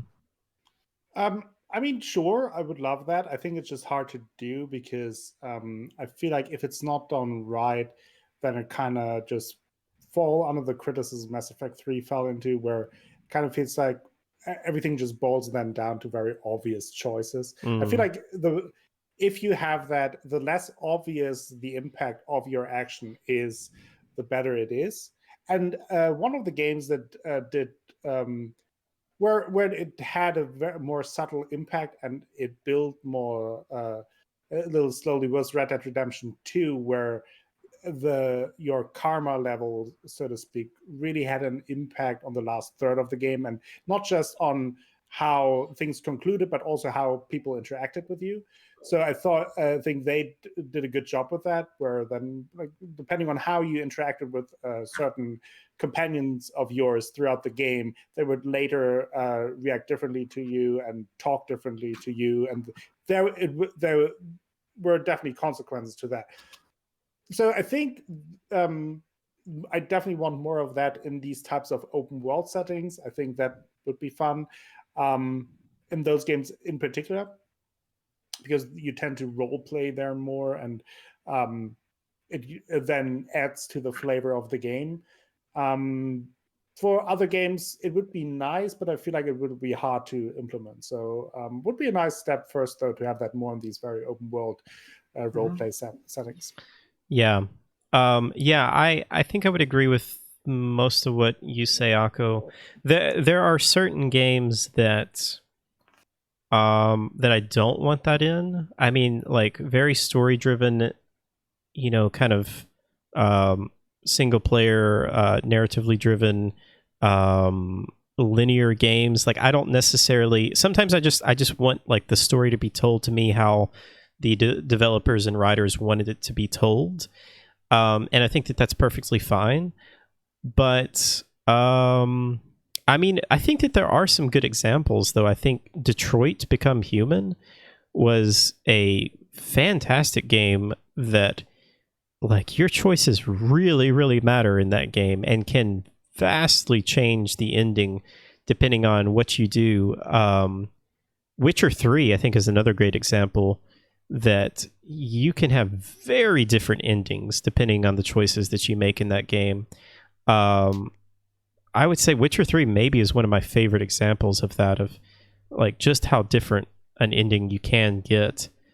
And not just that, I think it is there also important that it's not just the ending, but that you have some kind of effect and progression throughout the game. And I think The Witcher did it well, that while you didn't really have like a karma meter, but instead that the individual quests, that the choices were very nuanced, and you not always knew that you had to make a choice, and you never really knew what that would cause, but you had to make that choice and live with the consequences. And I think that was something The Witcher 3 was very good at. Not just The Witcher 3, but Witcher 2 as well. Like, you could literally, depending on how you ended that game, you could have a completely different quest and people show up in your game in Witcher 3. That was just very cool. And Mass Effect is other good examples of that. Although I was okay with the way that they wrap things up in Mass Effect 3 at the end, because, like, I felt like there had to be a conclusion, and, like, there was kind of only really one way that you could have done the conclusion. I mean, I guess you couldn't have done it like that, but I personally wouldn't have liked if they just would have given you total freedom to just do whatever you wanted at the end. But some games, it wouldn't work in some games, obviously, but Vermantle just brought up the Fallout. He brought up Fallout 3, I think. But I'm gonna bring the Fallout New Vegas, which I completely forgot about. But everything you did in that game, you had karma as well, and you could put yourself in the position where you are in the war with, like, most of the factions, and you have like 1/3 of the available quests for the game, which is a really neat way of doing that, I guess. Yeah, Fallout, the Fallout games do a pretty good job with that, and New Vegas, I would say, probably does the best with that. Because when I went into that game the first time, that was my first Fallout experience. I think since the first Fallout games, like almost 16 years ago. Before that, I don't know, and I had no idea about it, so I just went around doing my own things, whatever I wanted. And like 2/3 of the way in, I was like, why am I not able to do that? What's going on? Where's this quest? I was like, okay, I guess I messed some of the things up along the way. AJ in chat mentions Demon Souls. Way back on the PS3, had an interesting mechanic called World Tendency that influenced the whole game. Depending on your world tendency, there were different NPCs, different side quests, different enemies, etc. Yeah, world tendency is something. One of the most interesting things that I think's been done in the game, that it. I think if I remember right, it actually, like, would change depending on how the majority of people were doing things in the game. And like if it went one way, the game would get easier. If it went another way, the game would get more difficult. It was a really interesting way of doing it, and I'm really curious if they're going to have world tendency in the remake. I hope that they do, because it was a really cool. Sorry, I don't imagine they would change the core mechanic of the game in a way. Yeah, because that seems like an important part to it. I mean, it is, but like you can play the game offline, and then like you still have world tendency, but it just depends on your own actions, not everyone else's actions. Yeah. I'm curious about the Elden Ring and how it's going to be done over there. Oh man, I just want more Elden Ring news. Yeah, maybe one day. All right, good question. Let's see. Vermalt asks, do you guys have a favorite companion in RPGs, or just generally side characters you guys really like? I mean, we go back to the usual suspects. Mass Effect. Garrus, Yep. Kali. Then in Dragon Age, I always like the Dragon Age Origins. I like the interactions between Morgan and Alistair. Were fun. Those are the first that come to mind. Maybe you guys can take over. I'm trying to think. Honestly, nothing really pops to my mind right now. Not necessarily an RPG, but just like relationship wise, I just love the development of the relationship between Joel and Ellie in Last of Us 1. I mean, yeah, Mass Effect's just so many characters in Mass Effect. Thane, loved Thane, miss Thane. I really liked Triss in The Witcher 1. I know a lot of people don't like Triss, but I loved Triss in The Witcher 1. I liked Shani as well. Shani was cool, although she was there for quite a short time. At least in Witcher 3, I'm not sure about the first one. She's a huge part of Witcher 1. Any other games or any other ones that come to mind? Well, for me, I know this is very recent, but it's the only one popping to my mind. Elizabeth from Bioshock Infinite. I know I'm only 10 hours in, but she's amazing. And let's see how it's gonna go until the end of the game. That's a really good one, yeah. Rost in Horizon Zero Dawn, yeah. I wish we got more Rost. Pikachu in Yellow.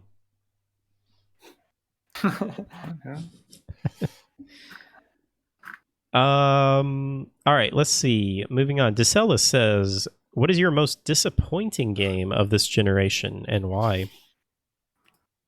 That's a hard question, honestly. I was thinking about it during the stream and before when I saw the question, but I don't know what to say to that. I mean, there's one game which I went in expecting high things because it's a Souls-like. I mean, I talked about it before, maybe even on the podcast. It was Lords of the Fallen. That's literally the only one that's coming to my mind. Because I went in expecting so many good things. It being a Souls game, being an atmospheric game, very similar to Dark Souls. And then I came out of the game thinking it's the worst game I have ever played. Oh, man. That's like, that's so bad. Oh, man. Outside of that, yeah, I don't know. So I totally understand the hate towards Lords of the Fallen, but I actually really like Lords of the Fallen. The reason that I like Lords of the Fallen is because in Dark Souls, you can swing a giant axe, and like it's almost feels like the same as you swinging a little tiny sword or something like that. But if you swing a giant weapon in Lords of the Fallen, like it feels like you are swinging a giant weapon, and and you also can make your character really fast too. A lot of people don't realize that you can make a really fast character, but Lords of the Fallen definitely had its issues. It was one of the first kind of games that was trying to take the Souls formula and turn it into a game, and I think for what it was, they did okay. It definitely didn't hit the mark, but you can definitely see how it kind of led them to go on to make the Surge, and then the Surge 2, also a German developer. I think one of the issues for me with that game is it's actually trying to make the combat too realistic. Like what you just said about the weight of the weapons causing you to swing it slower.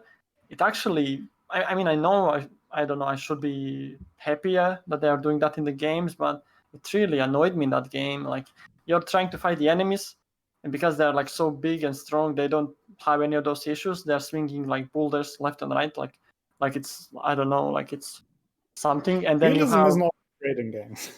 Sorry? Yeah. Realism isn't always a good thing in games. Yeah, it's not. It's a fine line. Like sometimes, like realism sometimes gets too annoying. We were talking about that.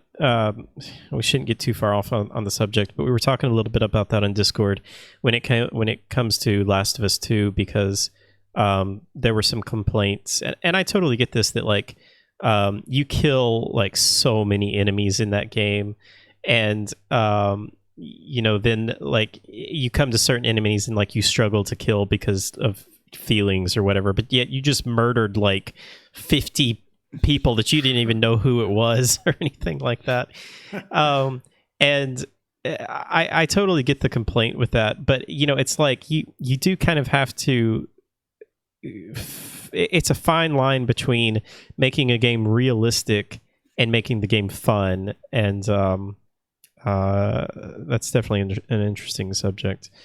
But yeah, disappointing games. I thought about it. I have a couple. And both of them were also released on PS3, but were released after 2013, which is our threshold. So one I don't think is a bad game. I enjoyed the game, but I had higher hopes for was Beyond Two Souls. After I loved Heavy Rain and thought it was amazing, and I was super, super excited. And I still think Beyond Two Souls is a good game, but not more, and I wanted more of that. And then the other one, and I brought it up before, but the other one is Dark Souls 2. It's not a game anymore. I love Dark Souls 2. Absolutely over it. Yeah, I don't know. I feel like we all kind of have this thing where like you don't really think too much about a disappointing game because you kind of just want to like, put it out of your memory. So I don't know if I can really think of any like really disappointing games. I mean, because again, I think we talked about it before. It's like games that we don't enjoy, we just don't continue, and then at some point, like most games, it's like, okay, I think we all, and I don't want to speak for you guys, but I think we are on the same page that we kind of tend to look on the positive. Then, oh yeah, it was still pretty good, and like, but don't really see it as a disappointment, and more like, oh yeah, it was still fun to play though. Mm-hmm. So, because in that sense, maybe for me as well, Mass Effect Andromeda was a disappointment because it wasn't as grandiose as I would have hoped, but at the same time, I still enjoyed the game, so I don't really want to bash too much on it. So I don't know. Ooh, No Man's Sky. I don't. Yeah. I mean, I don't think for me personally, like I was super disappointed in that, but I know a lot of people were disappointed in that, and I mean, understandably so, because they built that game up to be the greatest thing in the world, and it turned out to just be like an okay early access space exploration game that has turned out to be pretty good. Yeah. Vivian says, for me, Dark Souls or Dead Space 3 had an event which got me disappointed, but not going to spoil for certain square-headed person. I think a lot of people were probably disappointed in Dead Space 3. It definitely kind of went more action-focused and veered away from the original. I haven't played that one yet. It's the only one of the franchise which I'm missing. Might do it eventually, but I've heard some disturbing things about it, I guess. It's so if you go into the game knowing that it's more action focused, I think you can enjoy it. But if you go in expecting it to be, like the original, you're probably going to be disappointed. DeCellis said in Discord, he said Dead Rising 4 for him was really disappointing. Also, going back to the previous question, DeCellis said that he really loved Diamond Dog from Metal Gear Solid 5.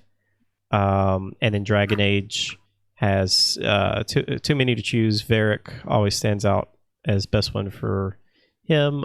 Vermalt also said Varric was such a good choice. Of course, Mass Effect, Vermalt loves. Garrus, Morden, Ashley, Grunt, Rex, Tali, Thane. I love them all. I want to say them all. Vermalt, she also says, one of my favorite characters of all time is Sheik from Ocarina of Time. I really do love Mr. all the Libido characters. From Yakuza 0, of course. He's great. Okay. And not really a companion, but there are a lot of great characters in Yakuza. Just want to put that out there. Okay, let's see. Let's move on to our final topic of the day, and that is going to be games of the generation. So 2013 to 2020. We have been kind of collecting a list of games, not necessarily, doesn't have to be favorite games, doesn't even have to be like games that you thought were amazing. I just wanted to put together a list of games that we thought were noteworthy to talk about. And so we're going to pick a couple for each of us, or maybe one or two from each of us, and just kind of spend a few minutes chatting about them. So let's see. Akko, why don't you go first? You want to bring up one? Yeah. Actually, since AJ also is in chat, I will bring up one that AJ suggested that I think a lot of us really enjoyed, and it would be Dark Souls 3. Kind of one of the. I'm not sure if it's necessarily an obvious choice, because I feel like at this point, like at the point of Dark Souls 3, the Soul series was so established that it might not have the novelty factor anymore. But AJ says about the game, I want to read it, that his explanation as to why he chose it on Discord. A fitting ending to the Dark Souls trilogy. The game improved on a lot of the flaws from Dark Souls 2 and concluded the narrative from the first two games in an excellent way. I love the controls in combat and thought the extra speed and movement was a huge improvement on the first two games. There were still some gimmicky or cheap enemy boss encounters, but there were also some of the best boss fights of the series, particularly in the DLC. I can't think of a better way to end it all than the I will redact it fight and put the name out there. I pretty much agree with that. As I mentioned minutes ago, I wasn't a fan of Dark Souls 2. And in between, there was another game that we probably will mention at some point as well in this segment. But I really enjoyed Dark Souls 3. I played through it multiple times. It does have some weaknesses as well, but I thought it was a good progression in the series. It improved on some things as well. And I think in terms of the Dark Souls franchise, it probably made it the most mainstream, and in that sense also had a big impact on the generation of. Because I think Bloodborne was super successful, but I really feel Dark Souls 3 made it then like this huge brand, not just for the hardcore gamer, so to speak, that liked that very challenging game, but really made it more accessible to the big masses. And in that sense, I think it definitely is warranted a place here on the list. And I probably would have put it on there as well. Dark Souls 3 was on multiple consoles as well, so that helped out a lot, whereas Bloodborne was only on PS4. Which is a shame. So many people missed out on it. Yeah, it is. I still have hopes that maybe one day PC players will get to play it. Years. Hey, I mean, they're bringing Horizon to PC, so who knows what could happen. But yeah, Dark Souls 3 is absolutely a great choice for that. Have you played Dark Souls 3, Durbin? Have you played Dark Souls? Okay. Wait, what? You know I did. I know. I did play Dark Souls 3, of course. Okay. And I would most likely agree that it's one of the games of the generation. Easily. Yeah, I think it's a really good thing to mention too that it is the end of the trilogy, even though Dark Souls 2 kind of is like the stepchild of that trilogy. It should be noted that Dark Souls 2 also had a different creative director behind them, which kind of added to that. And then for 3, he came back and wrapped it all up. So absolutely. Durbin, what about you? Game of the generation. Okay, out of that list, doesn't have to be that list. You can, if you have another one you want to throw out. That list is most of the games which I would consider. I was going to initially mention Sekiro, but then we just talked about Dark Souls 3, and I was going to mention Bloodborne. No, I'm just kidding. Yeah, I think I'm gonna go for like the one and only. I think for me the obvious choice, The Witcher 3. Not only it's the game of the generation for me, that's like my top 3 games of all times. It's that good. Took the RPG gaming to the next level. I don't know, like the only thing that's sort of not done to the extremely good level in that game is maybe the combat, but then again, that's only if you play on the lower difficulties. When you go up, the use of the signs and everything becomes a lot more important. The dodge, the parries, and the combat straight away becomes more difficult and more challenging. Yeah, and tougher to learn. But the story, the characters, the environment, the exploration, the graphics, the voice acting, whatever you want to say about that game, I've never seen something like that before. And even afterwards, some games had certain aspects of it which were done at good or a better level, but not all of those things. There's a lot of things that I think The Witcher 3 just did that other games had tried to do, but just never did it on the level that it did it. And I think one of the big standout things is just side quests. You know, every game has side quests. Almost every RPG and open world game has side quests. But The Witcher 3 created side quests that could have been main quests, main stories for other games because they were just that good. And yeah, like you say, the writing, the characters, everyone is just so well written. And that is definitely a genre-defining game for sure. Yep. Yeah, and I think it really, like I said, the side quest.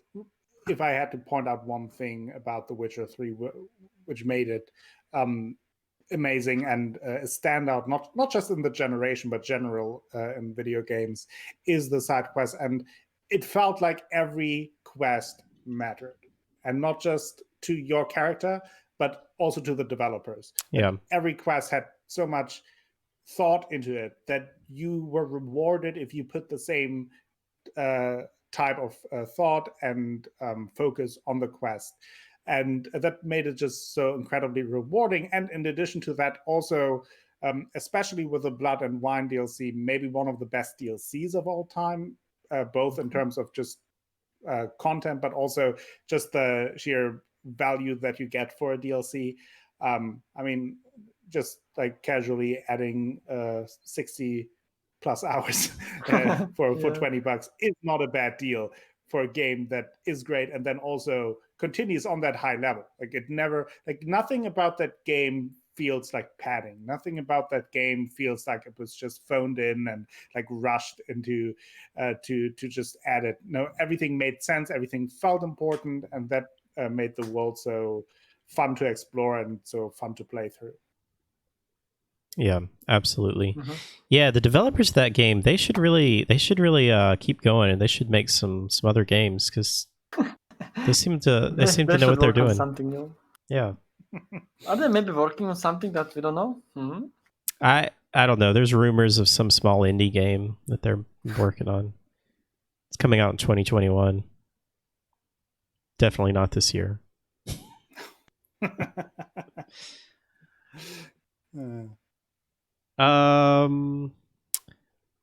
So I'll bring up one that this is not necessarily a great game, but I think it's an interesting game, and I'm going to bring up Watch Dogs 1. And the reason I'm going to bring that up is because it was a launch. I think it was a launch title for Xbox and PS4, and it was a disaster. It was not great, So there's some interesting stories behind that. There is the story that Ubisoft was given specifications for next gen that that turned out to be much lower than what the next gen consoles actually were. So they showed a trailer for Watch Dogs 1, and it looked incredible. And then that game came out, and it did not look incredible.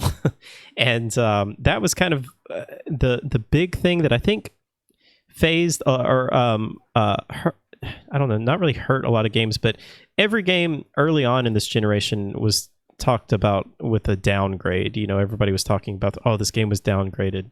And I feel like that was one of the first games that we saw that, you know, really was talked about as like this huge downgrade. And the game itself, beyond the graphics, was not really that impressive. But I do think it's just interesting and notable to bring up because that game kind of spawned a, you know, new franchise, Watch Dogs, that created Watch Dogs 2, and Watch Dogs 2 was fantastic. I don't know if either one of you played Watch Dogs 2, but it was really, really good. They really took what they learned from that game and changed it up, made it much less serious. Ubisoft is good at that, of bringing really out a kind of first game and then improving on that. Yeah. So, and then, you know, they have Watch Dogs 3 coming out sometime. It was supposed to come out earlier this year, but that was delayed. Like every other game. I mean, one game on that list stands out, although the three of us might not be huge fans, but it kind of changed the gaming, as you know. It starts with letter F. Yeah, Fortnite. I put it on there because I think if you talk about the games of the generation, it's probably the most defining game. Yeah. Just because of the popularity and reaching way into the mainstream beyond gaming circles. And also, I mean, there's something to be said. The game is running well. It's a good running game, even if you don't like it. But it is working well. It comes up with a lot of new ideas to the gaming genre. We talked about it a little bit with Squid, that even if you are maybe not a fan of those practices, but the way they create community engagement is certainly a new aspect to that. Cross-platforming is a big thing. And also, I think it really helped take video game streaming to a new level as well. So in that sense, certainly, in my opinion, you can't talk about the games of this generation without Fortnite. Yeah. For yeah, sure. Absolutely. And I think if you bring that up, we also need to mention PUBG, because I think didn't PUBG even come out before Fortnite? It did. Yeah, they had the Battle Royale mode before Fortnite. Yeah. Was, certainly, I think, especially in the beginning, PUBG drove the ship there, and then Fortnite took over for a lot of reasons. I played a bunch of PUBG actually with friends, and it was wonky as hell in the beginning. But I think it still is.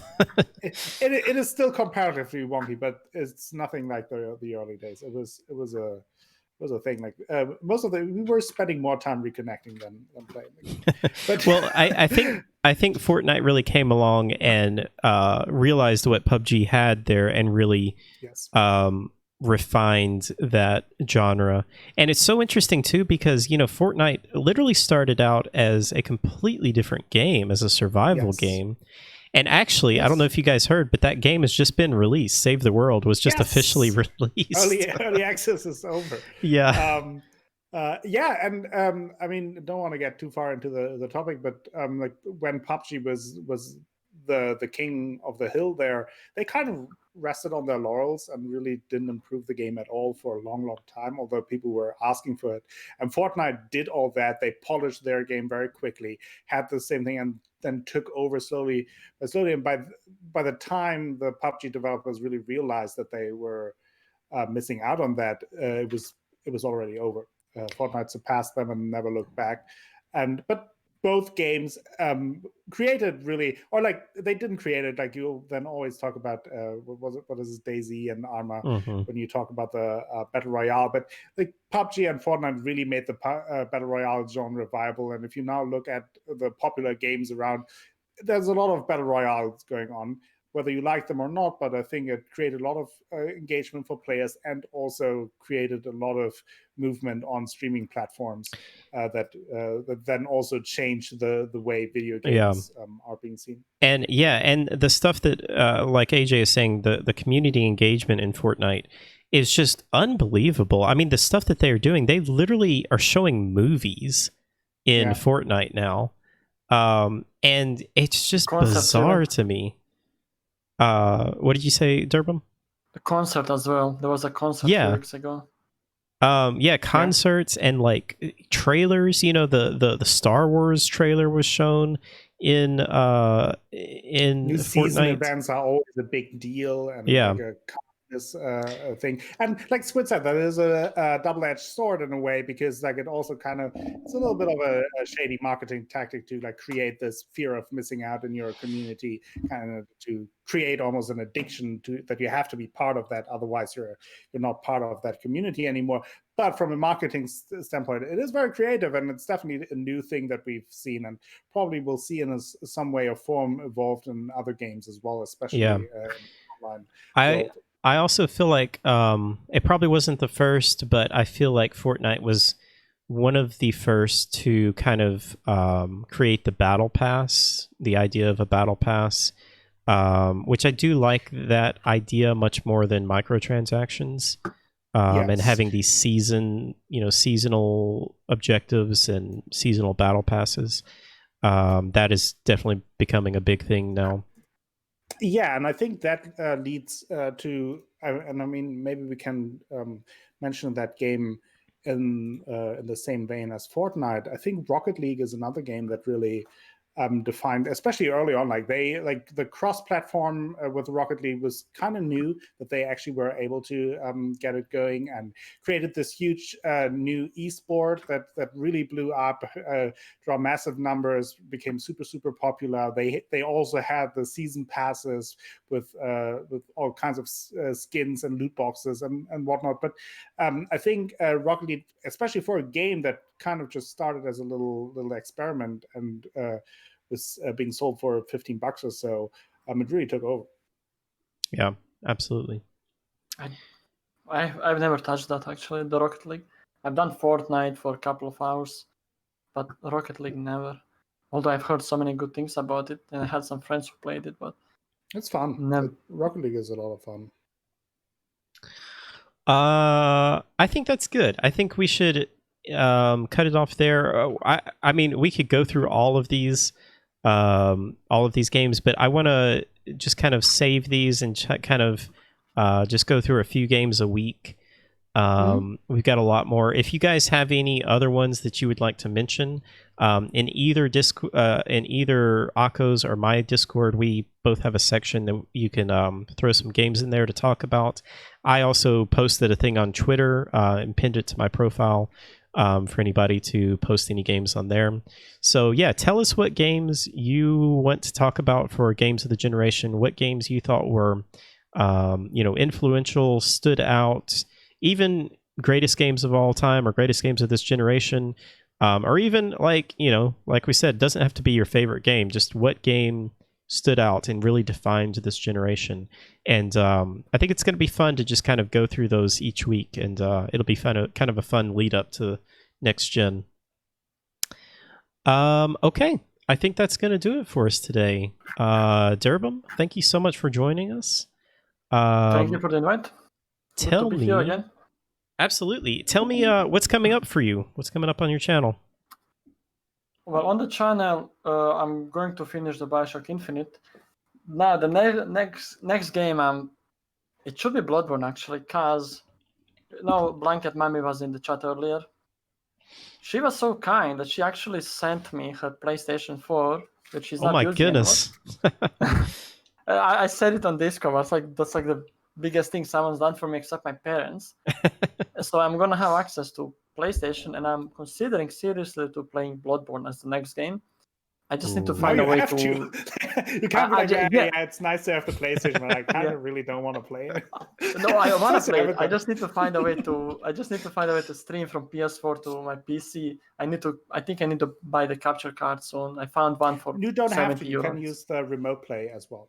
Yeah, but remote play requires a really good internet because I need to stream from my PlayStation to PC true, and then from PC to Twitch. Yeah, you do need good. Yeah, I wish you could do that over LAN. I wish you could do remote play over LAN, just your regular network. Yeah. But yeah, that would be my next game if I can sort it out. If not, what was that? If I cannot sort that one out by the next Wednesday, then I think my next one, not 100%, is going to be Evil Within 2, because I want to finish that game. I want to finish that franchise even. And then afterwards, I'm considering that game is going to take me 2 weeks at least. I haven't decided just yet. Very cool. Akko, what's coming up for you? Well, there is this lovely short game, Assassin's Creed Odyssey, that now requires probably another 100 hours or so in DLC. So that will keep me occupied. Also, Mass Effect Andromeda will continue. I also plan on doing multiplayer with Luckless on Saturday evenings, where we usually play UFC 3, and I have to defend my undisputed Twitch Heavyweight Championship. Unbeaten, undefeated, and still hungry for more wins. So we will do that. And that's what's coming up. I assume we'll also continue to do YouTube again when I get the time to. Currently just mostly getting back into the work groove. But yep, and probably soon the stream for $10 more.